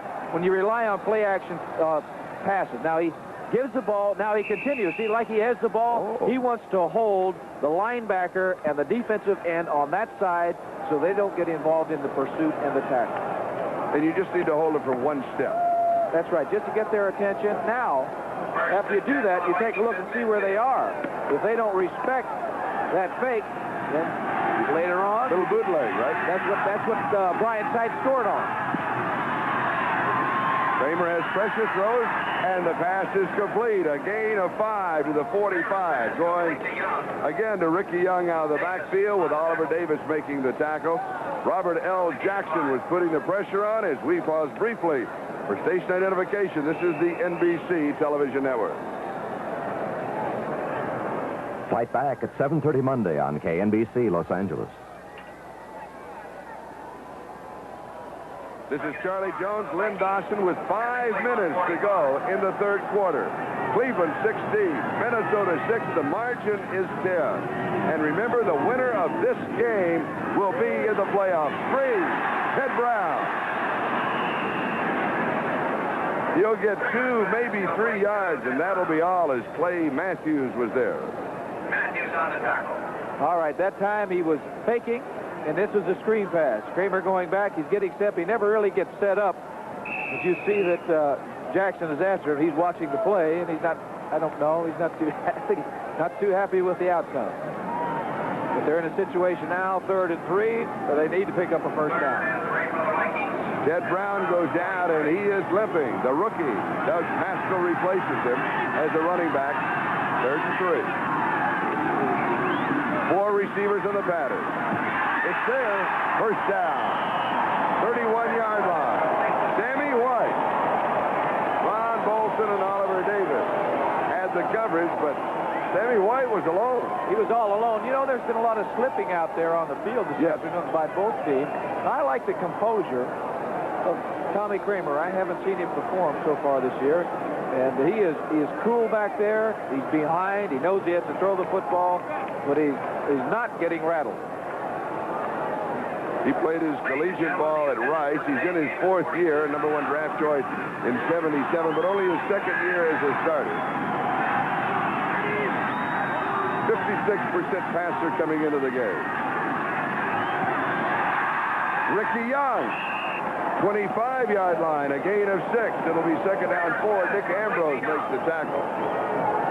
He had both Rashad on that side and Young, and what he did, he had Rashad going to the sideline, Young hooking up, and he just read the defense. Whichever way they went, he went the opposite way. They were covering Rashad, so he went to that man, number 34, Ricky Young. And for Ricky Young, his 9th reception for 72 yards. A couple of defensive changes now. Bill Cowher in at linebacker. Elvis Franks in at defensive end as Jackson Harris come out. 2nd and 4. 2:40. Time remaining, 3rd quarter. Vikings trail by 10. Into the corner. Incomplete, flag is down. Oliver Davis had the coverage, and we could have face guarded. You know, I said earlier they've been hitting Rashad on those out patterns and in close. He was going to pump and go deep. That's what he did. He pumped right there, told him to go deep, and he's going deep to Ahmad Rashad. And hits Oliver Davis right in the back.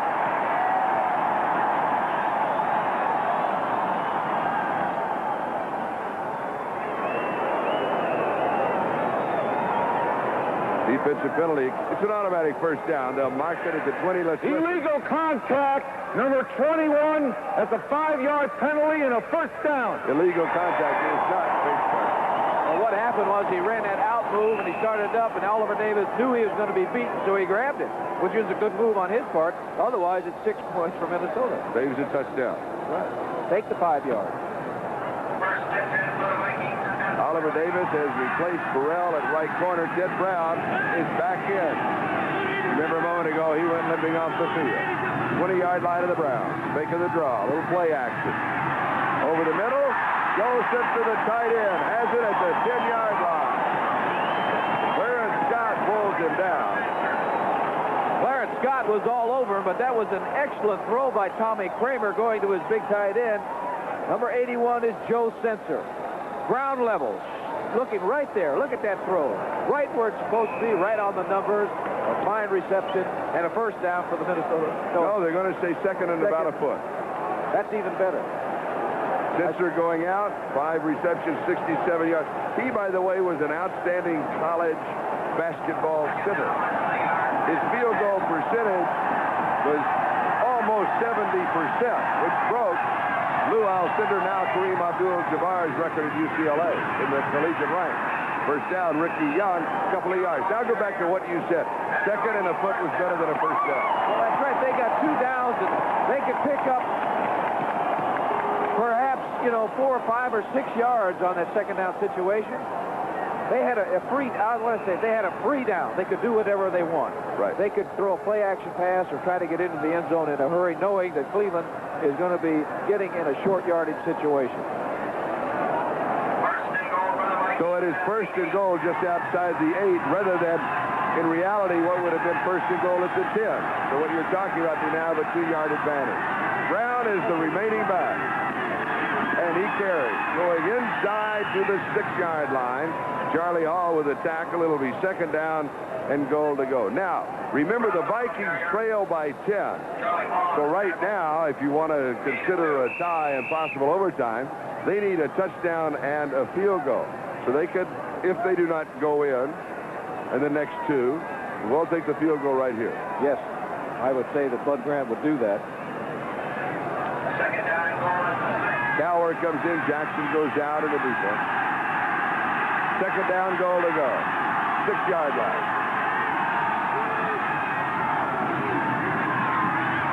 Kramer's pass is knocked down. Good defensive play. Was that Elvis Franks, number 94, that got it? We're not sure.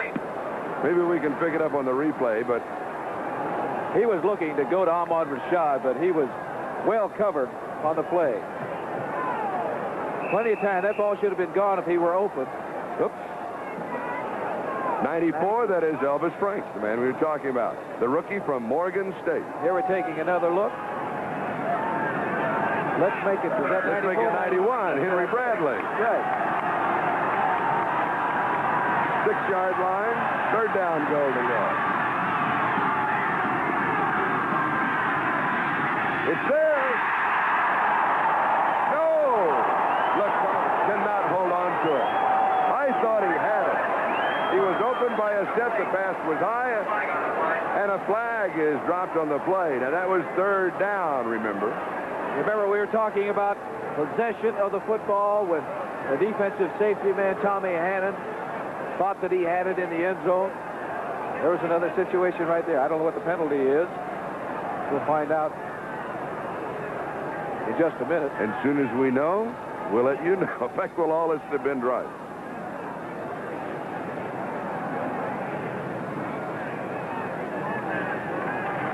All right, now Ben's explained it to both teams. Here we go. No penalty. No penalty. Thank you, Ben. All right, here's the last play. Tommy Kramer going to number 80, Terry LeCount. The ball is high. He has it in his hands. He is hit, and he was stripped of the ball by Oliver Davis, number 21. I think once again, Charles, we're going to have to say an excellent call by the officials. They really have had Three in a row. good day. Rick Danmeyer is in. 14-yard line. And attempt is 24 yards. He is 0 for 2. By snap. It is good from 24 yards away. So the Vikings pull within 7 with 10 seconds to go in the third quarter. We'll be back. Thank you, Brian. And here it is. The Vikings clawing back. They are within 7. Danmeyer kicking off. Keith Wright from the 18-yard line. Flag is down. He goes to the 30, and it'll be 12 yards on the return. The penalty, though, will take a lot of it back. Keith Nord made the tackle. With the penalty flag, that stops the clock with 2 seconds left to go in the third quarter, so we'll have one play. We'll then go away to commercial, and we'll come back with the fourth quarter. And it is still, I hate to say it, it's a cliche, but it is anybody's ballgame. Oh, definitely so. Minnesota, the last 2 times they had the football, they scored. Holding number 53 on the run back. 53. Holding on Bill Cowher. Brian Sipe on the year now has 3,792 yards. His personal high was a year ago, and that was just 1 yard more. Ryan's doing good, isn't he? He may do it right here. He likes to throw on first down at the Browns' 17-yard line with Mike Pruitt and Cleo Miller in the backfield. But that is a running backfield with Mike Pruitt and Cleo Miller.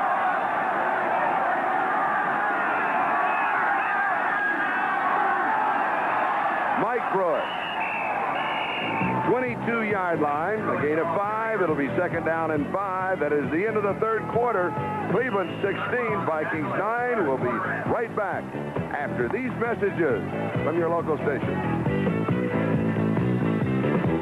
This is Charlie Jones, Lynn Dawson. We've got 3 in the books and 1 to go. Yes, sir. Cleveland Browns, they need to get something moving right here because they have not been able to stop the Minnesota Vikings the last 2 times the Minnesotans had the ball. Second and 5 at their own 22-yard line. Mike Pruitt. He will get a yard, whether he'll get 4 yards to the 26. So it'll be third down and still that yard to go as Mulaney makes the tackle. Well, you take a look on the sidelines. That's what the coaching staff will do over there, talking to the defensive unit of the Cleveland Browns, telling them some adjustments to make when they get back in the ball game. Did you notice something? I believe that our cameraman said, would you turn around and show it again? It's just a question. No. You notice also the word Mike on it. Mike means the middle linebacker. Third down and 1. If the Vikings hold, of course, they'll come up with the football following the kick. But it is Cleo Miller for the Browns. First down at the 29-yard line. 3 tough yards for Cleo. Tommy Hannon makes the tackle. You know, the Cleveland Browns are known for passing, but Mike Pruitt now has about 938 yards rushing on the season, so he could go over the 1,000-yard mark. That's not in this ball game, but they have one remaining with Cincinnati.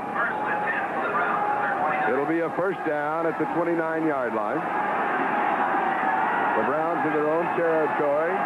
Just over 13 and a half left to go. They lead by 7. They, of course, want the drive to continue. They also want to use up the clock.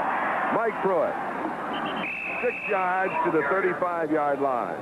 It'll be second down and 4. The cheerleaders of the Vikings, then, watch this. They have nice legs, but they got mucklucks on. They got what? Mucklucks. No shoes. Yes.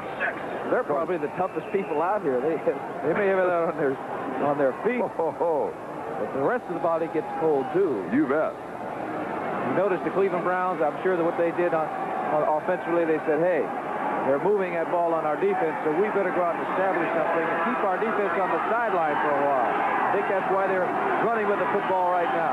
The temperature, by the way, is 21 degrees, but there has been no wind today. Cleo Miller. He will be close to the first down. Now, as we check out the first down, let's check out the score. All right, 24-2 in the fourth quarter. New England over Buffalo in a very important game. Kansas City still leading Pittsburgh 16-14, fourth quarter. Another very important game for both of them. They're both in the running. That's right. The loser of that game will be eliminated from any kind of possibility. But in reality, they both need a lot of help from a lot of winning teams that have to lose for them to qualify. 40-yard line, it was the first down. Ozzie Newsome moves outside as a wide receiver. Slot left. Sykes pass is low to Newsome. So it will be second down and 10. Matt Blair was there for the defense. He was going to go to his big tight end, Ozzie Newsome. You take a look at 59 is Matt Blair, the linebacker, who's an outstanding linebacker. And the reason that ball was thrown behind him is because had he not thrown it behind him, number 59, Matt Blair, was in excellent position right here. He reached past. He's getting his drop going at the right angle. He picks up that receiver. He was trying to run a slide-in pattern. Actually, for Brian Sykes, that was a good pass because had he thrown it right at Newsome, Blair was in position to intercept. Greg Pruitt is back in. It is second down and 10. Oh, he got time to throw.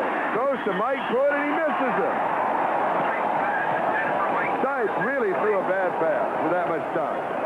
He had a lot of time back there. That was not his primary receiver. You take a look right now. That offensive line is doing a great job of protecting Sykes. Look at him. He's standing back there. Eventually, yes, get rid of the football, and he's going out here to Pruitt, but it's way off its mark. It is third down and 10. So if the Vikings hold here, we have 11:50 left to go. And the Browns kick. Minnesota could easily have the ball around their own 30, 35-yard line. Calvin Hill in that offensive set. He's there as a receiver. He is 33 years of age in his 11th year. Number 1 draft choice from Dallas. And the pass is complete for a first down. Ozzie Newsome. You're right. I wanted to wait. Number 82, the tight end. Sykes was following him all the way. That was his primary receiver. And here we have him isolated. 82. He's being guarded by John Turner, number 27, the defensive back, man for man. You see right there, he makes the stop and comes back in the opposite direction, and Sykes' timing was excellent. He had the ball there.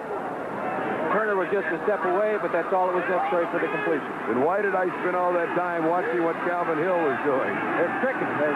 He's a decoy. 47-yard line, first down, Viking territory. 11 minutes left to go. Cleo Miller, and he is stacked up right at the line of scrimmage.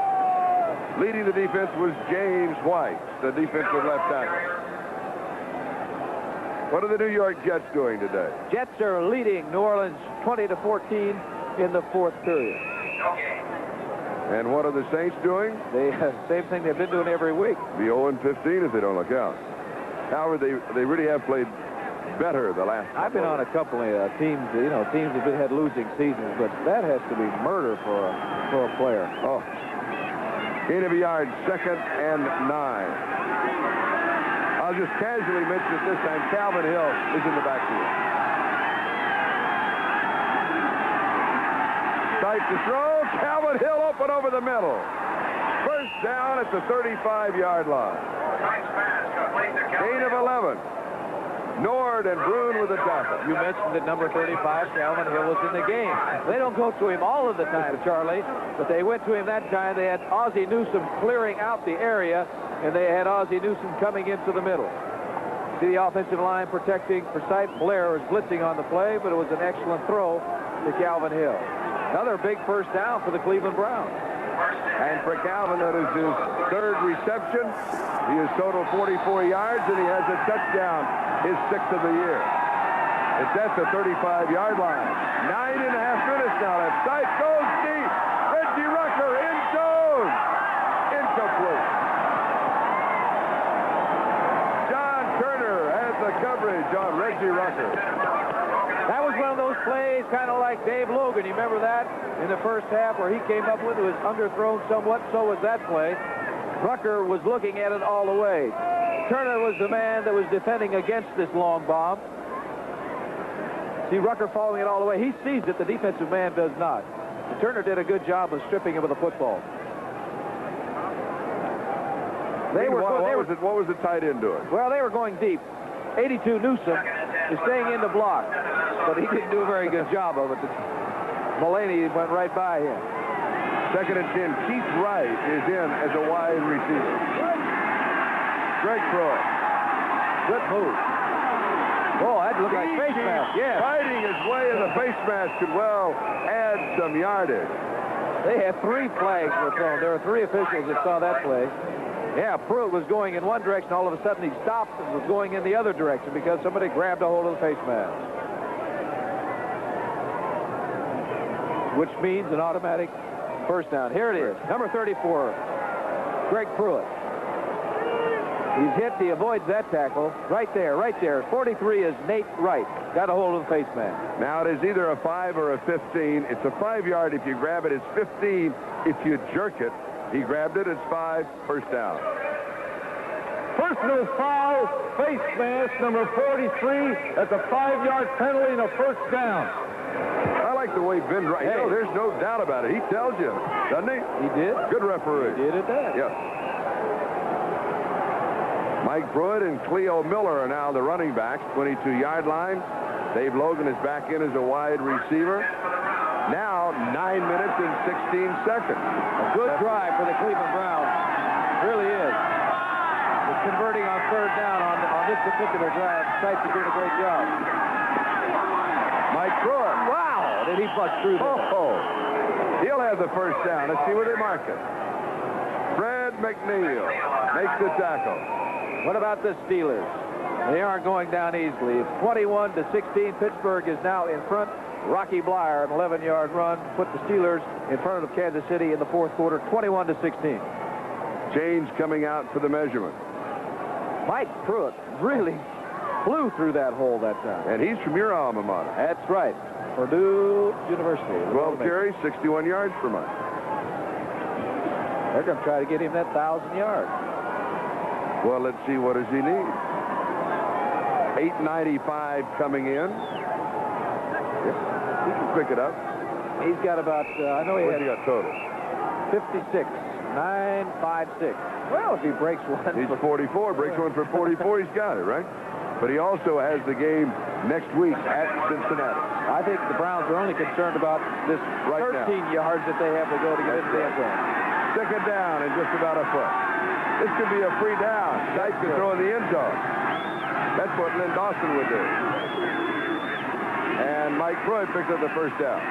You like that on a free down, though, don't you? You like that kind of situation. I would consider that a free down, yes, because 2nd and real short, you have to have enough confidence in your offensive line that you can pick up a foot or less than a foot on the next down if you don't get it. So take a shot at it. Make sure that you don't get tackled behind the line of scrimmage. If you get any heat, just throw the ball out of the end zone. And the clock still moving.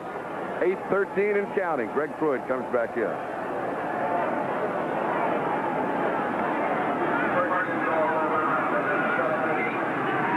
This is the big down, Charlie. First down inside the 10-yard line. Goal to go. Play action. Pass is complete.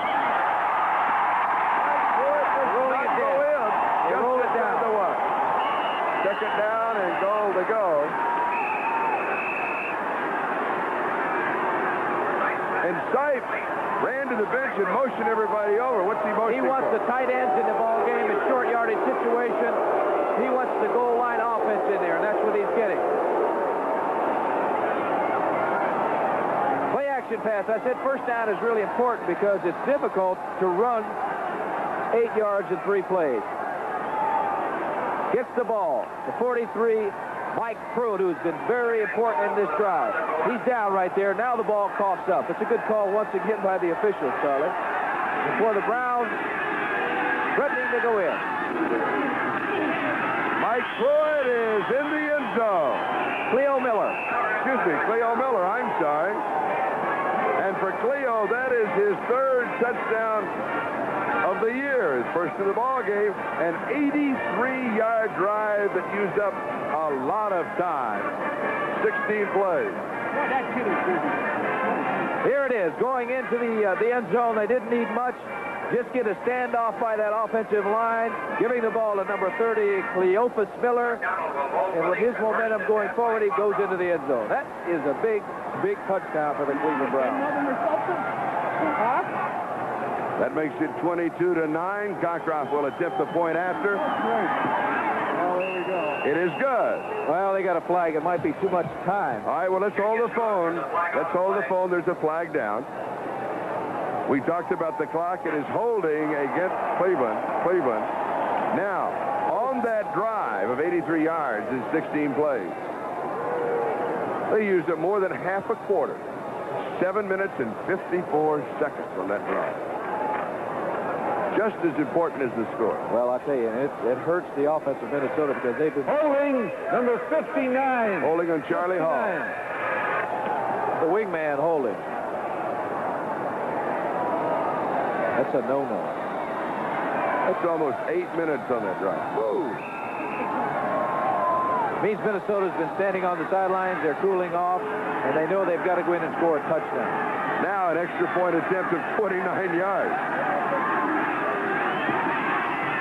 Block. It falls through. It was touch. When you're hot, you're hot. It was touch and go. We've got a timeout. It is 23-9. We'll be back with a kickoff in a moment.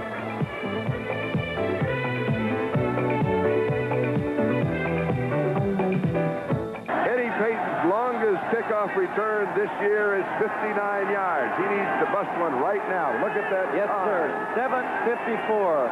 Time of possession for the Cleveland Browns, plus scoring a touchdown. Now remember, 7:16 left to go in the ballgame. This will be the first time that Minnesota's had the football in the 4th quarter. 14-yard line for Payton. He returns it to around the 23, maybe the 24-yard line, where Bill Cowher makes the tackle. Looked like he ran right into a wall. He was starting to fly up there, and he just came to a sudden stop. Clock is stopped on the change of possession. 7:08 left to go. We've got a timeout on the field, so we'll be going away in just a moment. We'll be back with the Vikings on the attack. That's the Bob Hope Christmas special Tuesday night. You know, it really isn't Christmas without Bob Hope. I couldn't get over how great he looked. We saw him yesterday at the San Diego game, and he really did look super. Vikings now from their own 28-yard line. I may have said 23. I mean 28. Pass complete. First down, 44-yard line. He goes to Terry LeCount. Bolton was there for the defense. Check the scoreboard. Looky here. It could be the first. They're leading the Jets 21-20 in the 4th quarter. Bear in mind they are 0-14.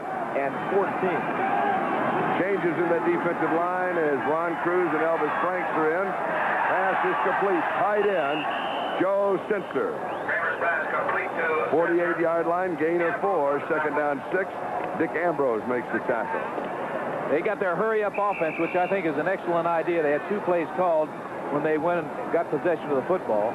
They'll probably call, I would think, call 2 plays right here. If they're going to throw the ball and it's completed, then line up on the ball and get started again. If it isn't completed, the clock is stopped anyway and come back to the huddle. Eagles leading by 7. They're already in the playoff. Kramer now has completed 30 of 40 for 298 yards and a touchdown. 2nd and 6. He'll scramble. He's right on the line of scrimmage. He had to run for it then. He got caught earlier in the ball game. Elvis Frank got on him.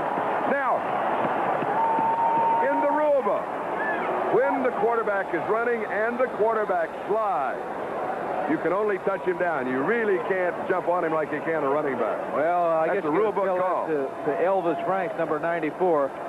No one got open. He was trying to bide his time, but he saw that he was beyond the line of scrimmage, and he had to get there, right there. Whammo. Cannot do that.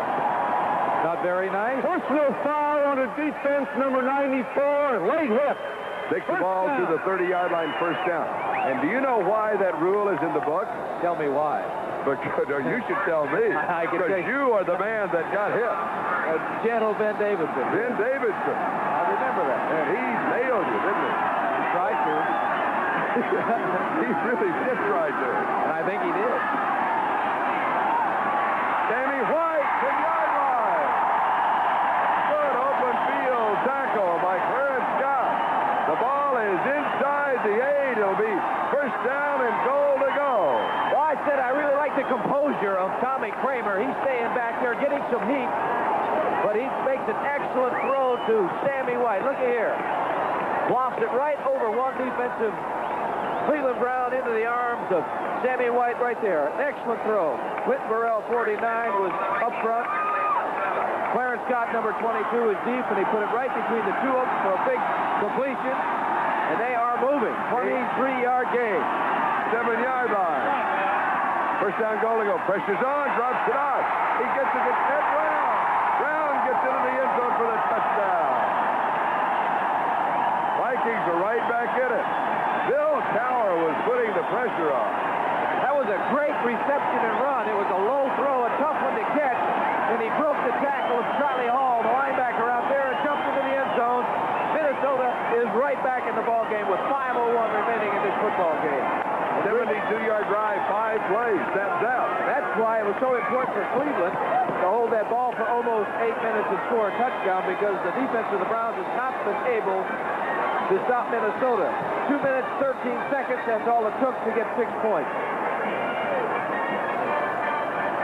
Wow, what a lousy snap, and it's blocked. Oh, boy, what a big play for the Cleveland Browns. The Vikings now trail by 8 rather than 7. That was a terrible, terrible snap by the center. Did you see the holder had to jump up in the air, looked like a knuckleball to come up with the catch and get it down. By the time it got down, it was too late. Is he upset? Well, he should be. And McDonald Oden is the man who blocked it. We have 5:01 left to go. 23-15. Cleveland leads. The margin is 8 points.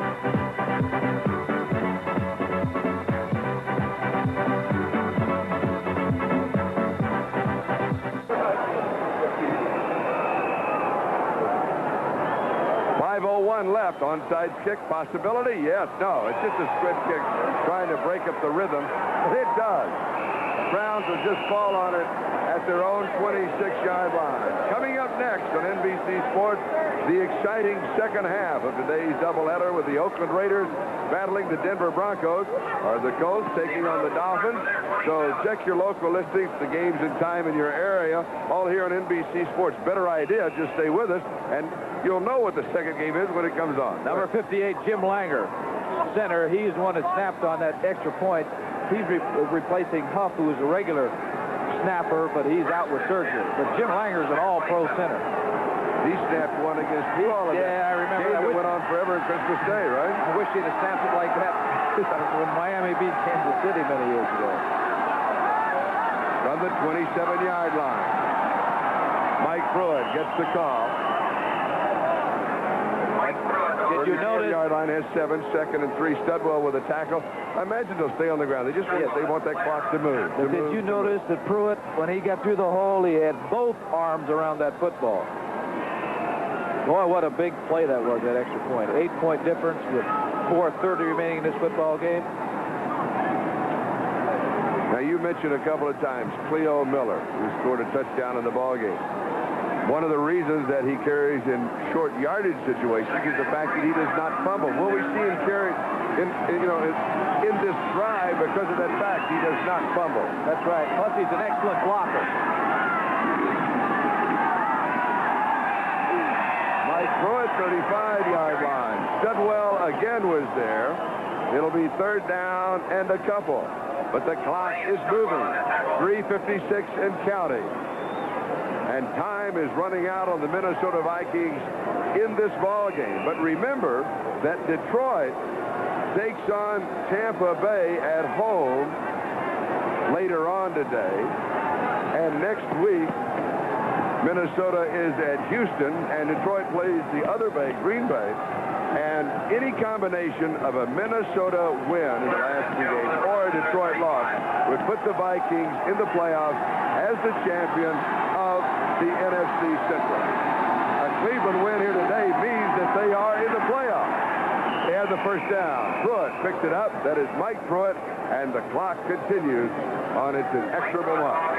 That time, number 30, Cleo Miller, was in that ball game. He made a good block on the linebacker.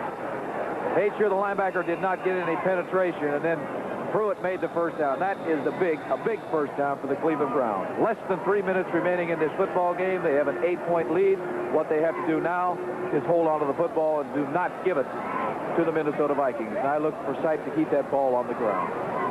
And the old riverboat gambler himself, Sam Ritigliano. Stipe is using all of the 30-second clock. Sam does not want to delay a game. 4 seconds on the 30-second clock. 41-yard line, gain of a couple, 2nd and 8. Mike Pruitt. He carries. Scott Studwell makes the tackle. And now the clock reads 2:23 and counting. As you can see, the 30-second clock has not started. Cleveland will stay in the huddle except for one small fact. Vikings call a timeout, and they stop the clock. We have 2 minutes and 18 seconds left to go. The Browns lead it 23-15. If they win, they're in the playoffs. We'll be back.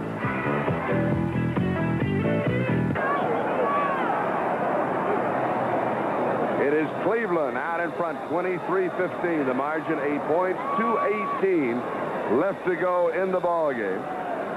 Mike Pruitt needs 28 yards to reach the 1,000-yard mark this year.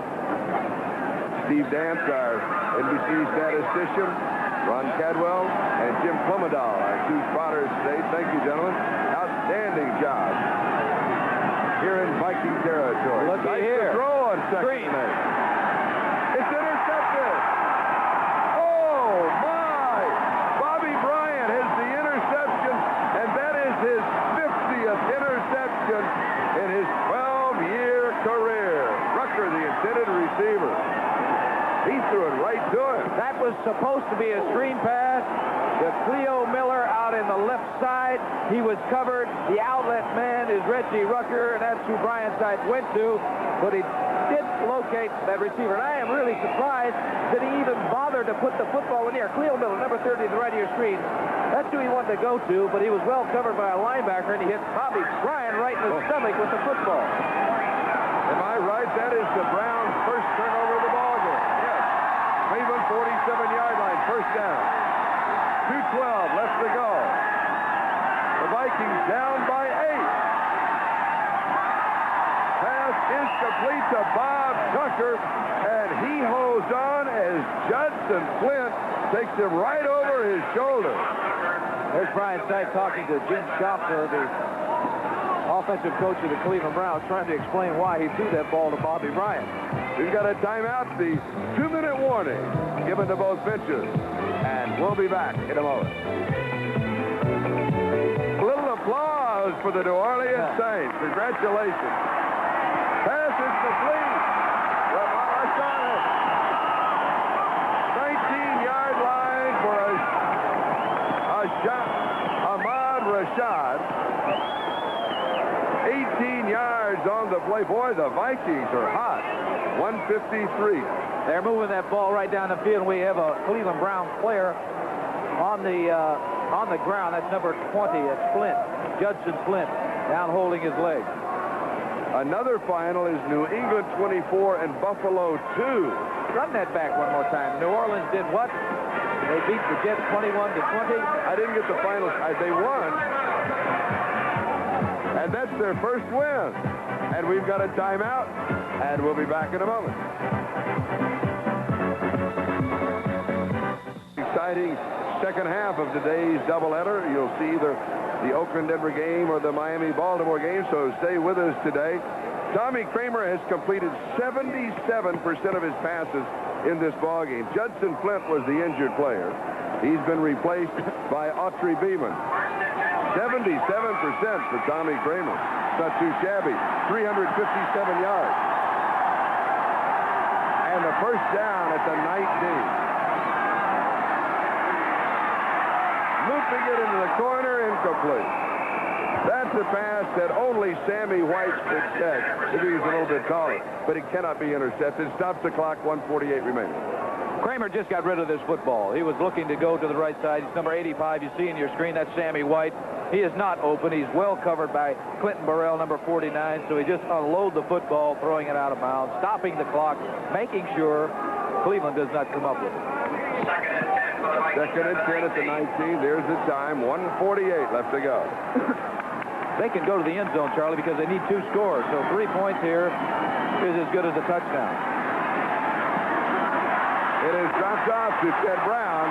Brown struggles for the sideline, taking a couple of Brown players with him, including Clay Matthews, who weighs in at 230 pounds. And he stops the clock. Here it is, Kramer going back to throw, and he's going to hit Ted Brown. 23 is back. And he really does an excellent job. He goes to the inside, and then he says, wait a minute, I'm supposed to get out of bounds.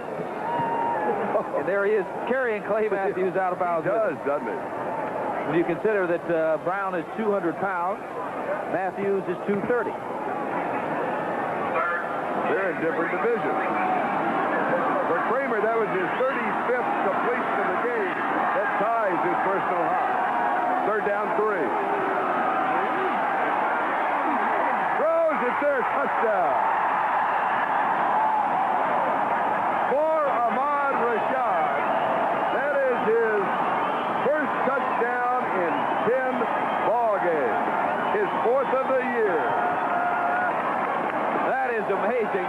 That's all that he had. But credit that offensive line with great pass protection for the quarterback, Kramer. Number 58, Jim Langer. And remember, the last time that they scored a touchdown, the kick was blocked because the center, the snap was a high, wobbly one, and the holder had to jump up in the air to get it down.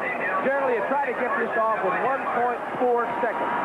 The time that center snaps the ball until you kick it, 1.4 seconds. Another bad snap. But it's good. And also remember that Bobby Bryant set it up, started the drive with his interception. A 47-yard drive in 5 plays. Guess how much time it took? 37 seconds. Well, Bryant's interception, it puzzles me because they had an 8-point lead.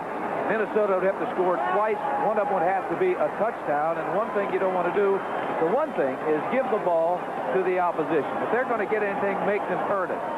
And to keep the ball on the ground, it would have wasted some of the time that was on the clock. And that's the big factor right now. You're going to look right now at an onside kick by the Minnesota Vikings. And if Cleveland recovers, they'll be in excellent position as far as field position is concerned.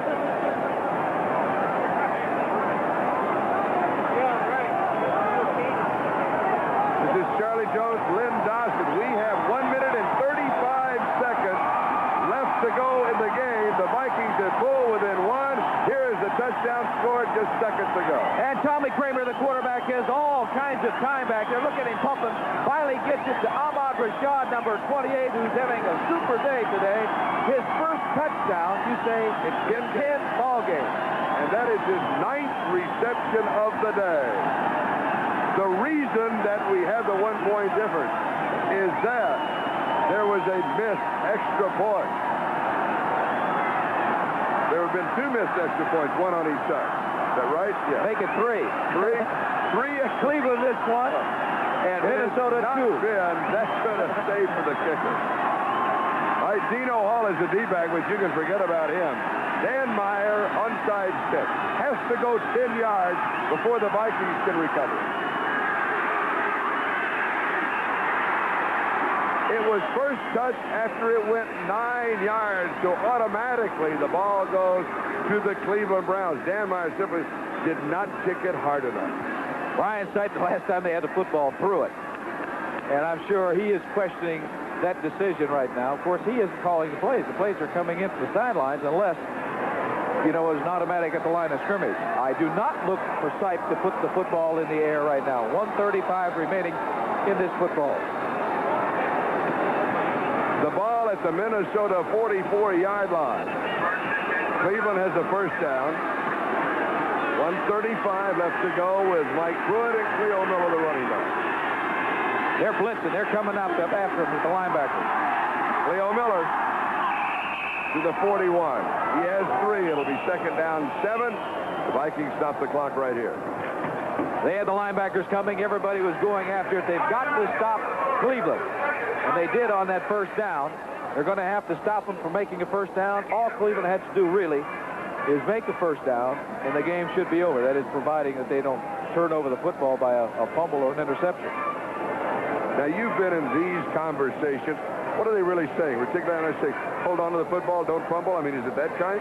Or do they talk specific plays? They'll specific plays because that last play, Minnesota came with their linebackers. So you're going to call a play that is going to be covered, a safe play, and he's going to say, now remember to remind those backs to hold on to the football and remind that offense no penalties. We do not want to stop the clock. The clock is going to be stopped. Let Minnesota call a timeout. And they being the Minnesota Vikings, can stop the clock one more time. They have 1 timeout remaining.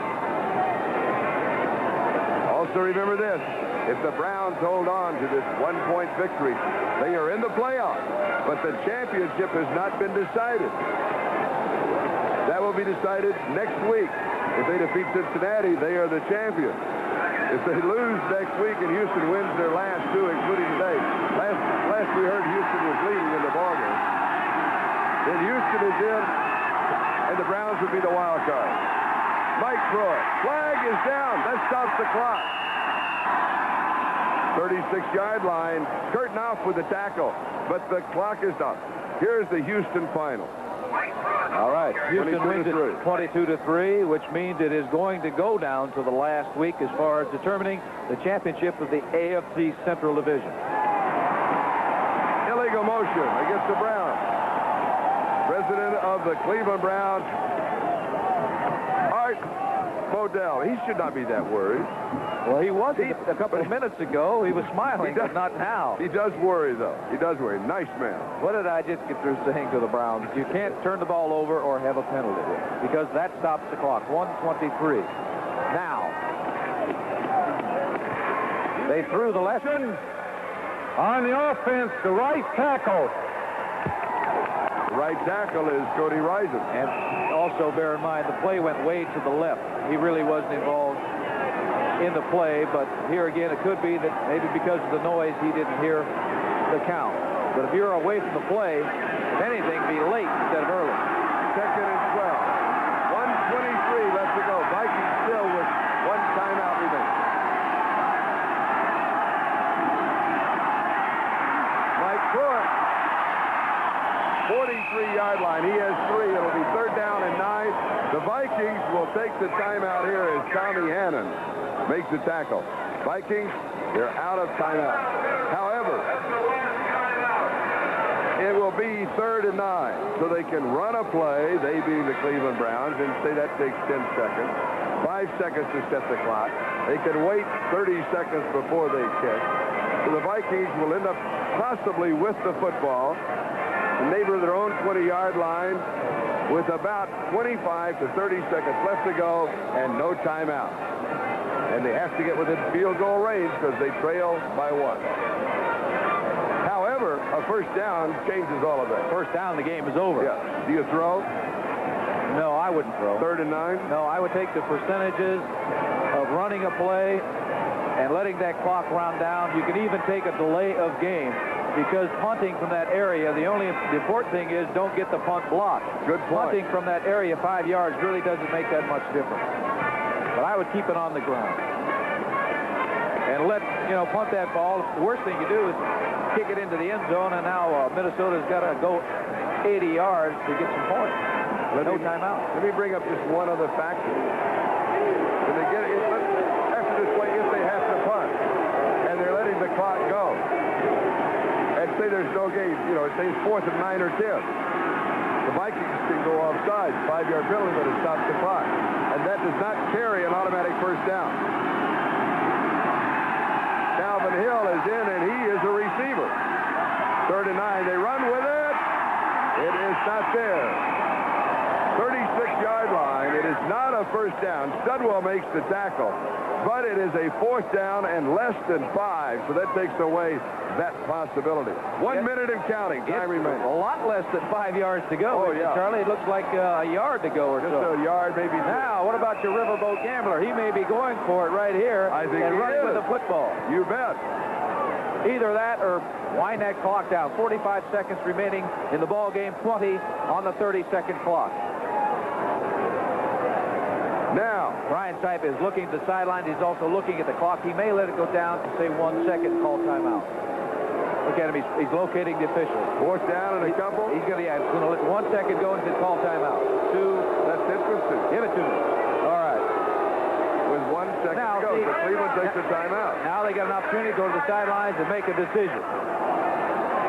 And they ran the clock down just like they would if they'd been back to punt or run the football. What about a field goal attempt? 36? No. Plus 7? No, that'd be way up in the 50s. No, you don't want to do that. A wild finish in the ball game that we had yesterday was Seattle, scoring after the game was over. And interesting, even though the Chargers won it, the margin was only 7, which becomes the 5th tiebreaker. That makes their margin of differential 26 points over Oakland, in case you end up with identical records. Oakland, second half of the doubleheader to most of the country, they are at Denver. Now, 23 seconds left to go. The clock will be stopped on the change of possession if Cleveland does kick.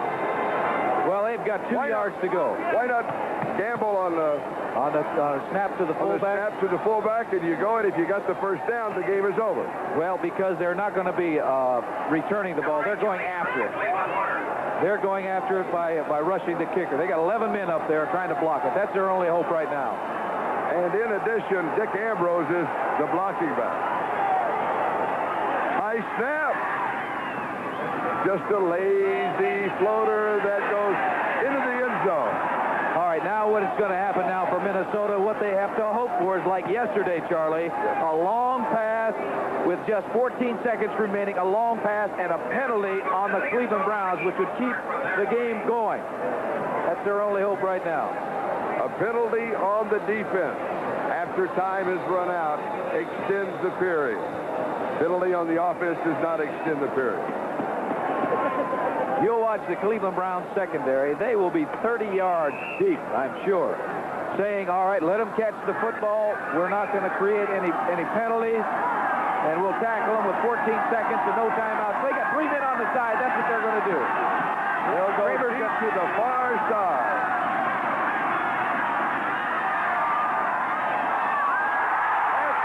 It is a lateral.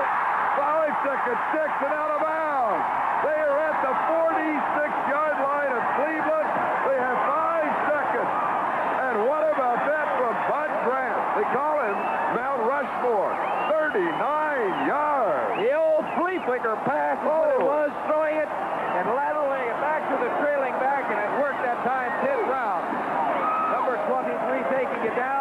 another shot, Charlie. Now they're going to throw that ball up in the air and hope for a miracle, either a catch or a defensive penalty. Art Modell is worried, and you can see why. 5 seconds to go. A 20-yard pass, sideline, 15-yard pass, stops the clock with 1 second to go. Field goal would win it. Up in the air. Going deep. They're hoping. Tip, caught, touchdown.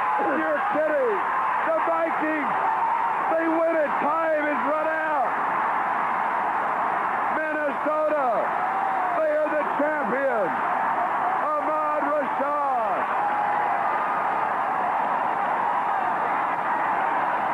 Everybody in the booth is saying they win the title. I've already told you, they win the title. For the 11th time, Bud Grant wins the Central Division. I said a miracle, and that's what they got that time. 3 receivers on the same side. Kramer just threw that ball as long and as far, as high as he possibly could. And the man who's been doing it all day long, Ahmad Rashad. Second touchdown. This one wins it for the Minnesota Vikings and wins the Central Division.